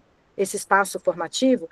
Me parece que assim a gente garantiria isso, que talvez pareça tão utópico do modo como eu falei, mas que deixa... É bom, utopia é importante, né, gente? Utopia é o horizonte, sempre lá, que faz a gente andar. Mas eu acho que tem uma dimensão muito pragmática no que eu estou falando, que é, se as pessoas da nossa área, e eu estou falando isso como professora que oferece disciplinas de formação editorial, forem permanentemente expostas às práticas editoriais, às questões editoriais, às técnicas editoriais, às normas editoriais, enfim, a esses vários lugares de atores, lá naquela definição que eu apresentei para vocês, elas estão formadas tanto para trabalhar com objetos editoriais, quanto para qualquer outro trabalho intelectual que, de um jeito ou de outro, vai fazer fronteira com publicações, dentro e fora da universidade. Né? Eu acho que seria assim, um serviço importantíssimo de formação. E vou insistir nisso porque, às vezes, falo isso, trabalho num bacharelado, né? E, às vezes, os colegas da licenciatura me põem essa questão. Bom, a resposta é: todos os professores, desde sempre, produzem material didático pra caramba, formal ou informalmente, sistemática ou intermitentemente, mas eles o tempo todo produzem material didático, e, em alguns estados hoje do Brasil, é o caso do estado de São Paulo, é justamente aí que começou a substituição do professor. Está aqui um material didático que a gente fez, aqui a plataforma, né? No estado de São Paulo, hoje, os professores, entre outras questões importantíssimas, que, enfim, não é o caso de retomar aqui agora, estão sofrendo com isso. A maior função dos professores de educação básica no estado de São Paulo hoje, na escola pública, é verificar se o menino entrou na plataforma, quanto tempo que o menino ficou naquele exercício, né? É um verificador de rastros, de usos da plataforma que os estudantes fizeram. Com nenhuma autonomia em algumas escolas, para dialogar com o conteúdo que veio de alhures. Plataformizado, com todo o glamour da facilitação, enfim, com todo esse entendimento de que agora, né? E eu acho particularmente importante a gente pensar nisso, não sei se vocês viram, né? Finlândia e Dinamarca decidiram tirar os dispositivos digitais como constitutivos da educação básica, mesmo legalmente, né? Isso já é uma realidade na educação básica na Finlândia e na Dinamarca. E tem uma coisa para a gente pensar. Os espaços formativos, talvez a curricularização da extensão seja uma oportunidade interessante para o estabelecimento desses espaços, mas não necessariamente. É um lugar interessantíssimo de conjunção de pós-graduação e graduação, né? O trabalho num periódico científico. Enfim, foi nesse sentido que eu quis dizer, que eu quis tomar a palavra que o Marx propôs para a gente, que era pensar os periódicos científicos como gatekeepers, né? Acho que foi esse o raciocínio que eu quis apresentar para vocês. Acho que a própria cientificidade da nossa área, o valor da cientificidade da nossa área, se a gente quiser manter o termo cientificidade, né, como legitimidade no campo, acho que está num momento muito interessante de se constituir, de constituir novos imaginários, a gente está falando de imaginários, né, Betânia? De constituir novos imaginários sobre o que fazemos e o que podemos diante disso, né? Desse mundo que está aí e que a gente quer parar de quantificar e quer qualificar agora, e está meio sem saber como é que qualifica o que se constituiu quantificadamente, né? É isso, gente, parei, obrigada, muito obrigada por me ouvirem, estou à disposição. Luciana, eu agradeço muito, né, a sua disponibilidade, a sua vinda, a sua fala, porque a sua fala tem uma dimensão política que sempre me pega assim na veia, né? Não só pela discussão que você propõe sempre, né? O quanto nós estamos imersos nesses imaginários sem nos darmos conta disso, né? E submetidos a uma lógica, a uma hegemonia lógica, né? Uma lógica hegemônica, como você diz, que é a lógica hegemônica sempre do capital, né? E como que o capital vai se disfarçando, né? A cada década, a cada, né, momento da transformação do capitalismo, ele vai também adquirindo novas feições. E atualmente é a questão da técnica, né? Então, da técnica, do digital, disso tudo que você veio trazendo. E aí, frente a isso, né, que você tão bem apresentou para a gente, dessa exploração, né, da submissão, né, quase uma servidão, né, do humano diante dessa lógica implacável, né, da máquina e do mundo digital, eu achei muito bonito que a sua fala o tempo todo, você trazia o coletivo, a conversa, né, desde o início em que você estava mencionando a questão da multidisciplinaridade, mas eu preciso da disciplinaridade para falar da multi, você já estava trazendo essa questão da importância do diálogo, da conversa entre áreas, né, entre sujeitos, né? Então, isso me parece assim um ponto muito importante, que também é um ponto político sempre, no qual você, todas as vezes que eu te escuto, né, que você insiste, né? Então, você meio que desacomoda a gente sempre, né, porque você está, de alguma maneira, fazendo uma radiografia desses imaginários, né, e ao mesmo tempo dizendo, ó, a gente, né, o que a gente pode fazer diante disso? E aí eu destaquei aqui, antes de abrir para o público, vários pontos que você trouxe, né, conceitos importantes, né, que você veio formulando, né, essa questão da digitalidade, por exemplo, né, ligada aí a essa sua fala final, né, que tem a ver com o exemplo da Finlândia e da Noruega, né, quer dizer, essa lei que tira o celular de sala de aula, né, no ensino básico. Tá, tirou o celular, mas e daí? Né? Quer dizer, o menino continua tendo acesso na escola dos ricos, né? Dos muito ricos, continua tendo acesso às plataformas e tudo mais, né? Então, é a digitalidade que está em jogo, não é o objeto celular, né? Esse é um ponto que eu acho super importante que você trouxe, né? Em função dessa questão dessa alienação técnica, né? A qual nós estamos sendo submetidos.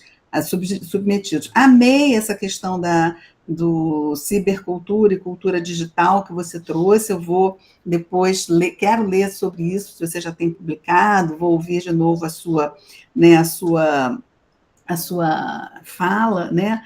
Também, assim, essa antropomorfização que a gente faz, né? Do chat GPT, do Gemini, né? Que a gente vai dizendo, ele, ela fez, eu pedi, ele respondeu, ele foi tão educado, eu sou sempre educado. Eu já escutei coisas assim do arco da velha, né? E você dizendo, não, é uma máquina, a máquina, né? E aí, com isso, como é que você ressitua, né?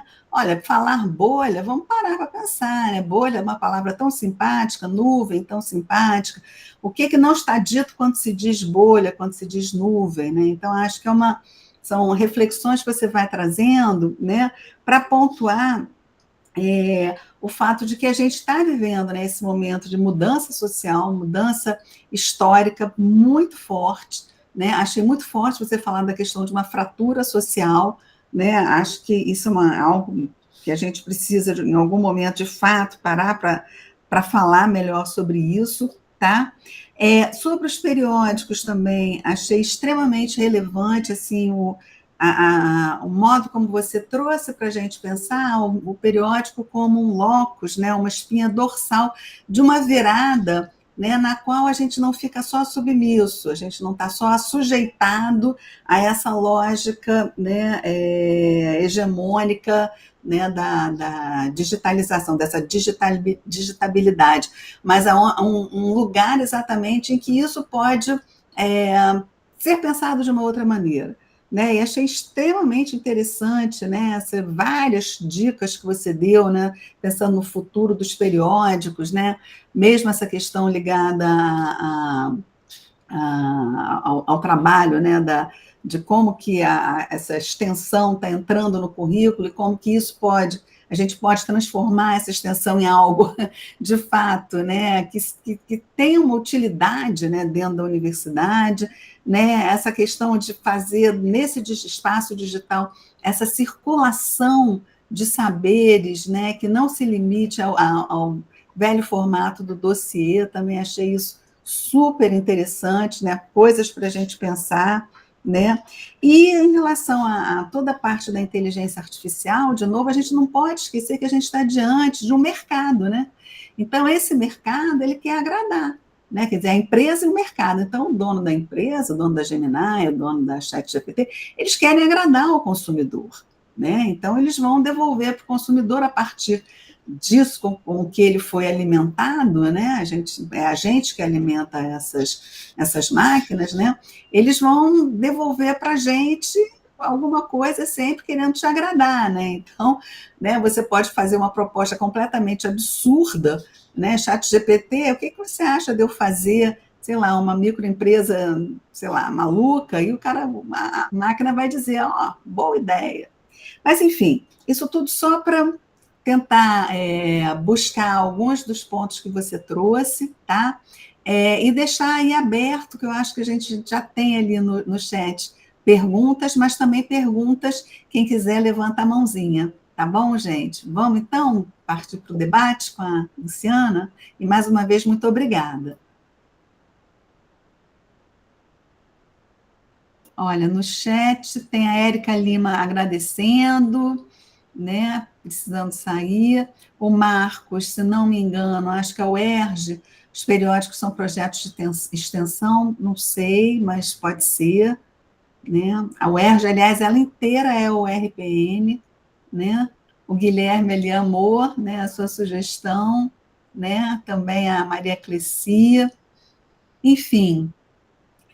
A Raquel tem uma coisa para perguntar. Sim, só uma última coisa, antes de passar para a Raquel, é o fato de que o professor pesquisador agora ele tem que ser um professor pesquisador celebridade, né? Porque são os likes, né? Quantos likes o seu artigo está recebendo? Você no Instagram, né, divulgou e não sei o quê, quantos likes, né? Isso eu já venho também pensando aí. Raquel, então, por favor. Bom, primeiro eu queria fazer um comentário a respeito da própria presença da Luciana e da temática, porque eu sempre tive muita conexão com a galera da comunicação, nessa perspectiva mais da galera que defende software livre e tal, rádio livre. A gente teve uma experiência de rádio livre aqui na UFAC, até a Federal vir fechar. É parte da história das rádios livres nesse momento. E é a primeira vez que eu acho que eu tenho a oportunidade de escutar alguém que é da área trazendo esse debate de comunicação para além de uma perspectiva simplesmente do produto, né? Que é muito vinculado a uma lógica mercadológica. Então, acho que foi muito importante escutar a Luciana nesse sentido. Eu já tinha visto Luciana falando, porque gravou um vídeo para o evento agora que vai ter, né, do encontro do Enampol, chamando para se inscrever no GT, né? E aí foi a oportunidade também de conhecer o GT. Eu falei, nossa, a Ampol tem um GT, né, sobre essa temática, eu achei incrível. E, enfim, estou muito feliz nesse sentido e acho que vou começar a stalkear Luciana agora nas produções dela. Pegando o gancho do que Betânia falou, né, sobre o pesquisador que vai fazer a publicação, tem que ser também agora um comunicador, né? Até o colega aqui, né, o José Cezinaldo, postou a matéria que saiu agora recentemente na posse da nova presidente da SPPC, né, em que ela disse que a ciência tem que estar no TikTok, né? Então, assim, não tardará para a gente ter uma atualização no CNPq do lugar que você põe o seu vídeo, né, do TikTok, para promover o que você publicou, né? E também eu queria fazer um comentário sobre o que é esse papel editorial, porque nós sequer chegamos num momento em que, dentro da nossa estrutura das universidades e dos periódicos científicos, há um reconhecimento dessa figura, né? Assim, acho que praticamente nenhuma universidade, uma ou outra universidade, o Marcos estava falando sobre isso, reconhece, né? Acho que a UF também, né, Betânia, reconhece em alguma medida essa figura com atribuição de carga horária, como encargo de ensino, enfim, para que você deixe de fazer outras atividades, como você comentou, Luciana. E a gente nem chegou nesse momento do reconhecimento desse papel, e a gente já tem que adicionar a ele essa lógica de comunicação que é massacrante também, né, para o trabalho que já é muito pouco visibilizado, né? Já é um trabalho que é destinado a consumir o nosso tempo de descanso, nosso tempo, né, de, enfim, se dedicar a outras leituras, enfim. Eu acho que isso nos oprime muito enquanto trabalhadores mesmo no campo da educação. Eu acho que é disso também para a gente pensar como que não é só aprender a mexer num plugin, né, a instalar e enfim, e fazer um design diferente da customização. Então, assim, veja, a maioria dos periódicos, como você comentou, que ficam todos iguais, né, em termos de layout, de design, né, é justamente porque eu penso que é um jogo em que esses editores estão sobrevivendo. Então, eles mal conseguem dar conta, né, de apertar aqueles botões básicos e serem subidores de PDFs, né? Avalia ter que entender da linguagem HTML para poder customizar. Você instala um plugin e aí buga o site inteiro porque você não instalou direito, então você tem medo de fazer isso, não mexe no que já está pronto, vai depender de um setor técnico da universidade, que aqui, pelo menos na minha, é assim, se eu tiver algum problema no meu periódico, eu jogo para o pessoal da NTI e um olha para o outro e diz assim, não é comigo, né? De quem está responsável por esse negócio de revista na UFAC? Toda vez muda a pessoa. Então, nesse sentido, para além de uma roda de conversa, um bate-papo em que você se propõe a instrumentalizar tecnicamente editores e atender a parâmetros avaliativos agora, novos ou velhos, enfim, dos ciclos avaliativos, você está convidando a gente para pegar em armas e tomar o poder, né? Insurgência, dizer, não, galera, vamos exercitar aqui a nossa capacidade de rejeitar essa lógica, né? E não é no macro, eu acho que é no micro. Coisas do cotidiano, coisas que a gente, nesses processos de subjetivação, não questiona, né? Eu acho que esse é a grande contribuição, acho que, da tua presença aqui, e fico muito feliz, porque só basta assim falar assim, vamos questionar, eu já estou lá na frente, né? Então, topo super, né? E vamos falar sobre o RPN nos próximos encontros do FEAMPOL.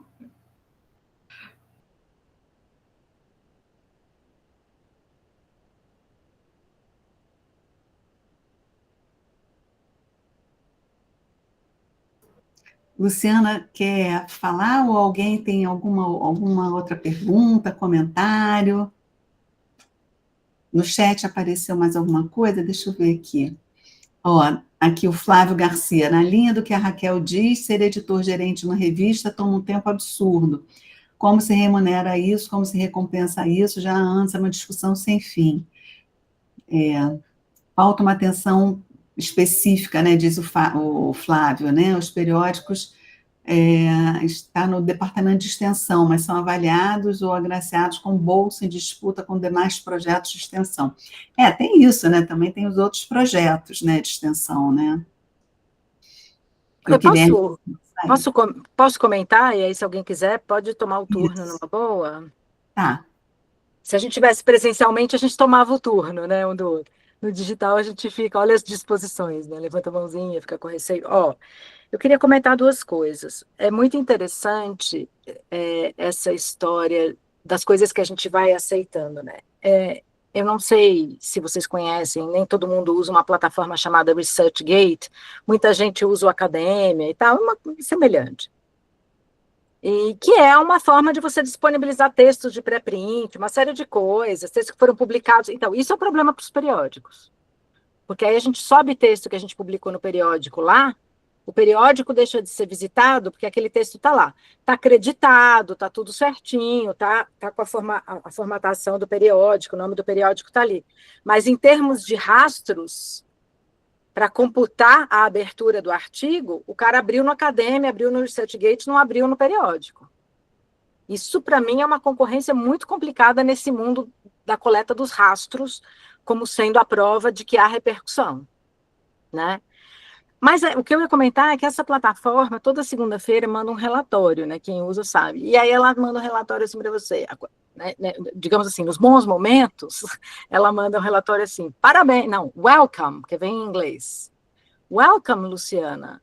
Aí vem lá, né? Você teve X leitores na semana passada. E aí eu rolo de rir que eu falo assim, gente, ele não sabe se eu tive leitores. A pessoa baixou o PDF. Entre baixar o PDF e ler, uma enormidade, né? Todo mundo aqui tem a pastinha de PDFs a ler, né? Então, eu fico pensando assim, como tem uma coisa que é a nossa relação mesmo com essas plataformas, como nós nunca nos pensamos como os que deveriam atuar na constituição delas. Decidir qual é a mensagem, né? O que ela vai dizer, como é que está funcionando, porque é um detalhezinho, mas é muito interessante pensar que ele me disse que eu fui lida por X pessoas, quando na verdade baixaram X PDFs, né? Acho isso uma questão interessante. E só como um exemplo de uma série de outras coisas que a gente vai aceitando e que tem a ver com a segunda coisa que eu queria comentar, que eu acho que é chave mesmo, né? Cara, é que nem essa história do não reconhecer o editor. É que nem a história da administração, né, gente? Eu juro para vocês, eu entrei velhinha na universidade. Eu estou em dedicação exclusiva há 15 anos só.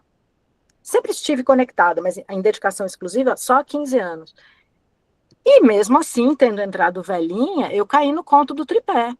Eu achei que era extensão, docência e pesquisa. E o que eu mais fiz nesses 15 anos não foi nenhuma dessas três coisas, foi a administração. Né? Porque a gente é coordenador de curso, a gente é coordenador de programa de pós, a gente é chefe de departamento, todas as representações que a gente tem, as comissões, e o imaginário do tripé lá, né? Preservado, inclusive nos documentos. Então, eu fico pensando, Raquel, que não tem muito jeito, eu acho que é uma hora boa de pôr o pé na porta, entendeu? Porque não é possível que os periódicos sejam periódicos de excelência com as pessoas exaustas e frequentemente para tentar fazer uma coisa para a qual elas não tiveram formação nenhuma. Então, assim, a edição de periódico científico é espinha dorsal? Então é o seguinte, isso tem que ser tratado como uma função, reconhecida como uma função, com a carga horária. Eu acho que eu não sei, assim, eu estou falando isso aqui no FEAMPOL toda animada, porque eu acho que é o lugar disso, mas toda vez que eu posso falar sobre isso, eu falo em qualquer fórum, né, em que eu estiver. Porque senão a gente sempre vai ter o periódico que deu para fazer. Que hora que você sai desse lugar que foi o que deu para fazer? Às vezes o que deu para fazer é muito bom, a gente tem coisas ótimas no Brasil. Não estou falando mal da nossa comunicação científica de jeito nenhum. De jeito nenhum. Acho que a gente tira leite de pedra, como se diz, né? Mas podia ser uma potência. E a primeira coisa crucial para ser uma potência é o reconhecimento de que esta é uma atividade de espinha dorsal, né? Então, sim, carga horária, sim, como é que fala? Afastamento de certas funções, não acumulação de certas funções que são incompatíveis. Enfim, eu acho muito que... Eu sei que a curricularização da extensão, né? Uns colegas fizeram uma cara assim que eu estava muito animada com isso. Né? Eu acho que foi um espacinho que abriu para a gente discutir coisas. Por exemplo, nos cursos em que eu trabalho, a discussão chegou nesses seguintes termos. Que disciplinas que vão sumir? Eu falei assim, gente, olha que louco, né? Porque tem, se você vai transformar, né? Mas a questão foi posta assim, gente, que disciplinas que vão sumir? O que a gente vai tirar? E aí, aquele pânico de a minha disciplina, a sua disciplina, que as pessoas têm disciplinas próprias, né? Em alguns lugares, onde eu moro tem, gente. Então, eu acho que é um chacoalho geral na roseira, é um momento, ele é desconfortável, Betânia, eu acho que é um momento desconfortável, mas eu acho que nós temos gastado uma energia gigantesca para acomodar o inacomodável. Então, vamos gastar essa energia com o desconforto e a remexeção. Eu acho que é um momento muito oportuno, eu acho, para isso. Toda essa conversa sobre o Enampol. O Enampol é um lugar onde isso tem que ser falado, trefalado, e assim, eu acho que está na hora da gente, sabe, derrubar de vez aquilo que já estava ruindo, porque gente, quantos de nós estão adoecidos? Não é? Essa é uma conversa cotidiana. Às vezes não afastados, adoecidos perofuncionais, né? E aí a gente vai trocando ideias sobre isso, vai segurando, às vezes, a de um colega mais próximo e tal, mas isso segue sendo um esforço de acomodação. Eu acho que nós estamos diante do limite disso. Não se trata mais do esforço da acomodação, se trata de... Por isso que eu fiquei tão feliz de vir falar aqui hoje. Se trata da gente fazer uma reflexão séria, profunda, e falar, cara, olha tudo o que está acontecendo, olha o que não está funcionando e olha o que pode nos caber fazer nessas condições e não controlar a inflexão, né? Seria ingênuo da minha parte dizer isso. Mas, assim, colocar material vetorizante nessa inflexão, entendeu? Dizer, olha, tem que ir para cá, porque aqui tem tal coisa, aqui tem tal coisa. E não há dúvida. Eu acho que o reconhecimento do periódico como espinha dorsal implica o reconhecimento... O editor não é o cara que tem que instalar o plugin. Essa não é uma função editorial. Mas infelizmente não é uma função editorial, né? Mas a gente sabe que é o que a gente faz. A Raquel mencionou lá na FAC, mas a UF é a mesma coisa. Nós fomos hackeados 3 vezes, o OJS, porque o OJS não tinha dinheiro para fazer um upload, né, para uma nova versão do OJS. E isso gerou... Olha, ainda estou vivendo, né, 6 meses de problemas na plataforma OJS. Eu sou coordenadora do Fórum de Periódicos da UF. Tá todo dia editor me escrevendo e não sei o quê. Olha, aí você triangula. É uma loucura isso, é uma loucura. É assim, e aí realmente não tem, na UF também não tem alguém especializado em OJS. Ou quando pode vir a ter, o que acontece é que o menino, em geral, é algum bolsista, não sei, é tão bom, tão brilhante, que vem uma empresa, né, vai fazer uma abdução, né, daquele menino que acaba nem se formando, porque ele fica com o olho grande para o salário que ele vai receber.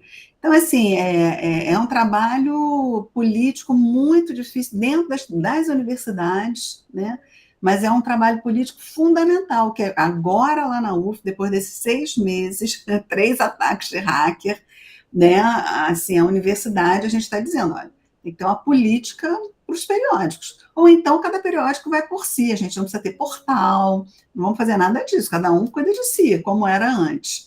Mas se quer ter um portal, se quer ter um cuidado, tem que ter uma política.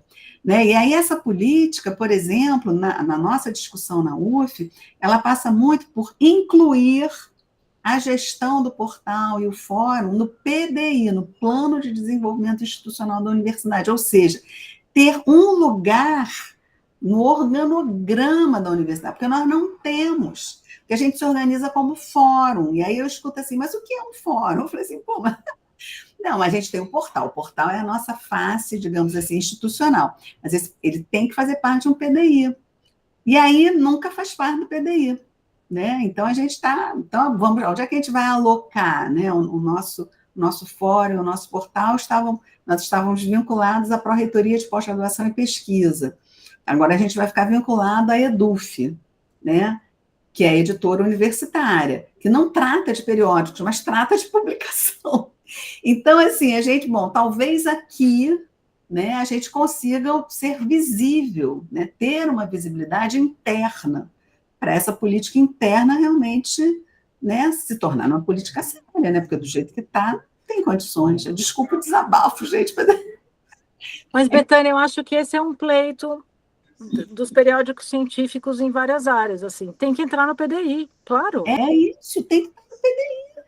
Não faz sentido, você entendeu? No mundo atual das universidades, né, na produtividade na qual a gente, né, se vê completamente submergido muitas vezes, né, na precariedade, né, do trabalho, né, do editor e tudo mais, não ter um traço, um rastro, como você diz, né, dentro de um projeto maior de universidade. O projeto de universidade tem que aceitar e incluir, né? Eu acho que tem que ser um pleito saindo aí. Você está falando da Ampol, do Enampol, do FEAMPOL.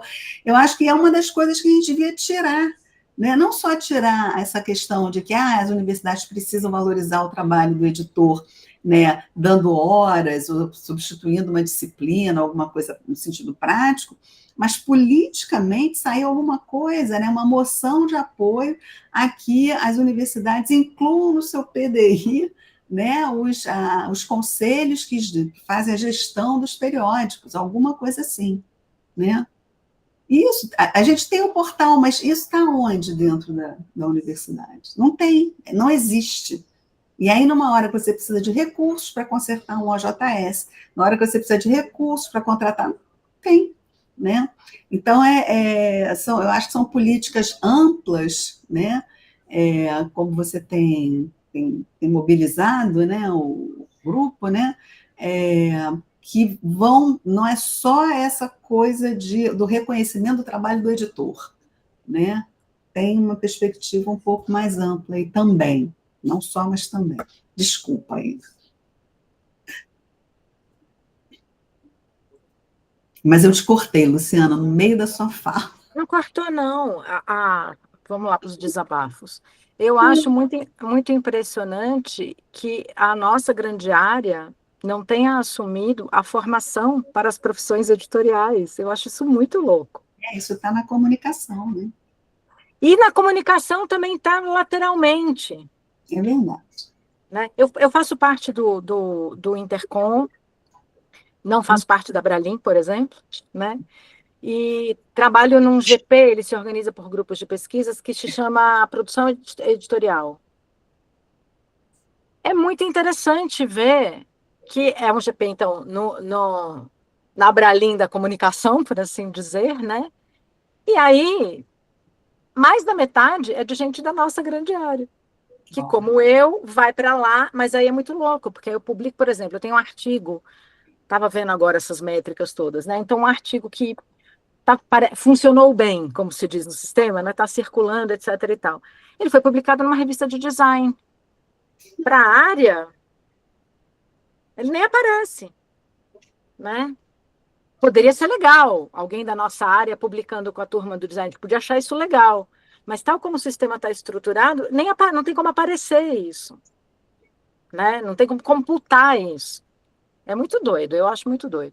Então, é por isso que eu acho, o reconhecimento do editor, ele não pode ser uma nova acomodação, eu fui te ouvindo, né? Então vamos dar horas. Então, ele não pode ser um combinado local. Aqui a gente vai fazer assim, né? Porque senão é isso, dá uma sensação de que a gente sabe o quanto isso é importante, mas então a gente dá a energia que é possível para fazer essa coisa importante. Não, isso é tão importante que a energia já tem que estar disponível, institucionalmente pensada no PDI. E por isso que eu estou falando dos espaços formativos. Eu acho que a gente tem que formar gente. E a nossa área é o lugar para ter sensibilidade para um processo de tratamento de um texto. Isso tem a ver com a linguística, isso tem a ver com a literatura em todas as suas vertentes. Inclusive, vou falar para vocês, esses espaços formativos são uma fonte incrível de material para pesquisa. Incrível. De pesquisa sobre qualquer coisa sobre língua, sobre qualquer coisa sobre literatura, né? Porque é isso. Se você tem um espaço formativo com aquela permanência de trabalho, nossa, os assuntos aparecem, os temas se... Imagina quanto TCC, quanto mestrado é possível fazer a partir do que aparece num espaço formativo que dá sustentação ao funcionamento permanente de um periódico. Acho que o Marcos está querendo fazer uma pergunta, é isso? Não, era um comentário sobre a ideia de espaço formativo advindo de...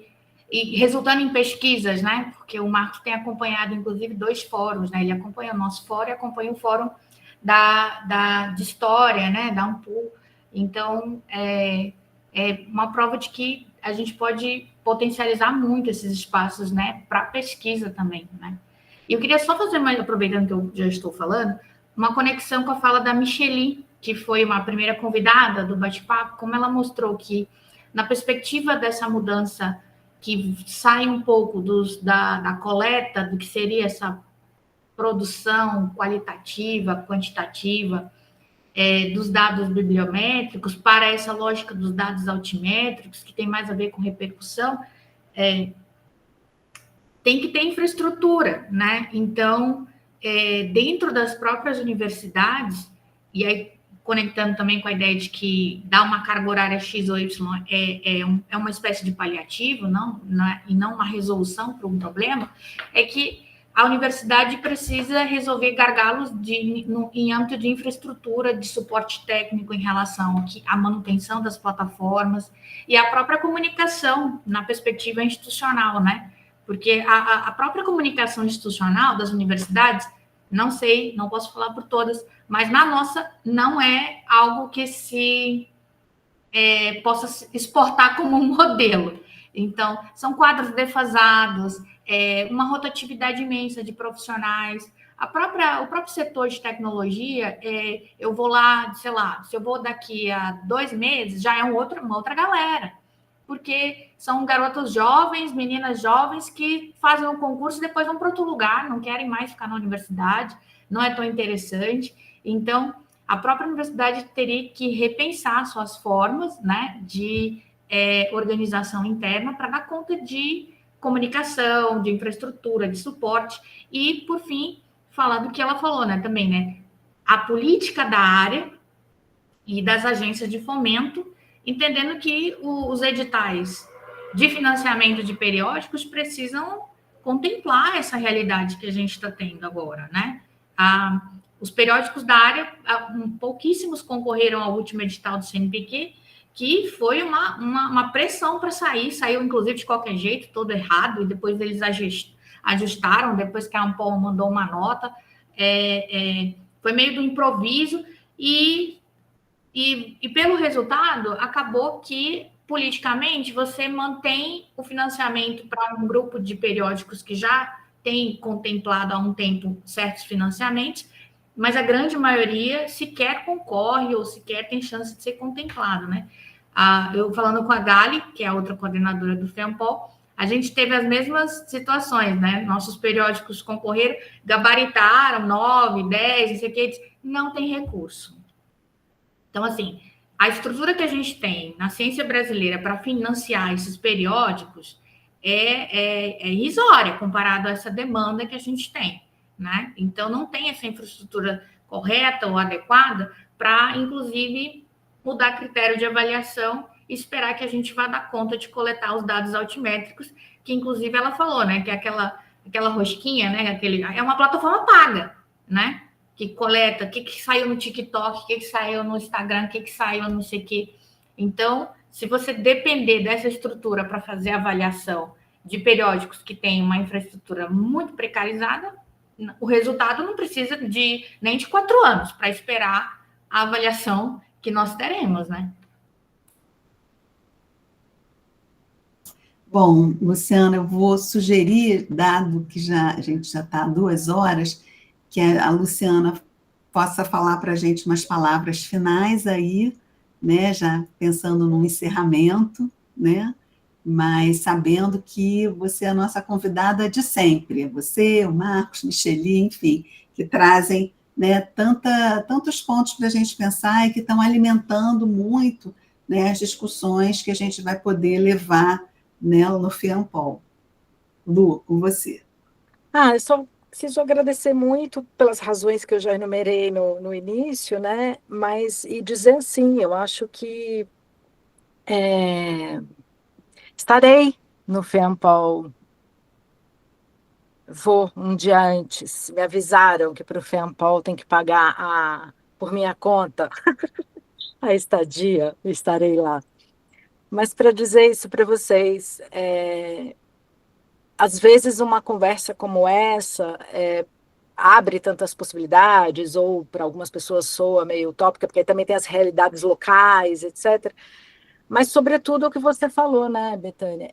Esses espaços são muito preciosos, e eles são a contramão dessa cibercultura hegemônica. Porque, assim, a gente vai sair daqui agora, bom, sextou, né, gente? Mas, fora isso, a gente vai sair daqui agora, a gente não vai sair aplicando nada que a gente conversou aqui. Não tem uma utilidade imediata isso aqui. Isso aqui é um espaço de reflexão que de nenhum outro modo aconteceria no vai da valsa dos nossos cotidianos, né? Então, isso, assim, eu chego a estar comovida. Eu sei que não parece porque eu sou meio durona, mas eu chego a estar comovida por estar aqui com vocês hoje, porque é muito difícil falar aos colegas sobre a importância de formar a galera da nossa área para edição. E aí a gente vai pensando no caso dos periódicos científicos, assim, tá na mão fazer isso, tá na mão fazer isso. Então, eu realmente, assim, estou muito feliz de ter sido ouvida. Ó, que coisa importante. Agradeço muito e estou à disposição para outros encontros, por e-mail. É isso. Valeu. Valeu, sim, Lu. Muito obrigada. Raquel e André. Obrigada demais, gente. Seguimos. Nos vemos no Acre, espero. A gente termina essa conversa tomando um chopp. Bom, obrigado, Luciana. Acho que foi assim uma conversa interessantíssima que vai aí reverberar, tenho certeza, em todo mundo que participou dela, né? Porque você tocou em pontos extremamente interessantes para o nosso trabalho enquanto editor, né? Obrigado e nós vemos em Rio Branco. Em breve. É isso, gente. Eu vou parar a gravação. Parei.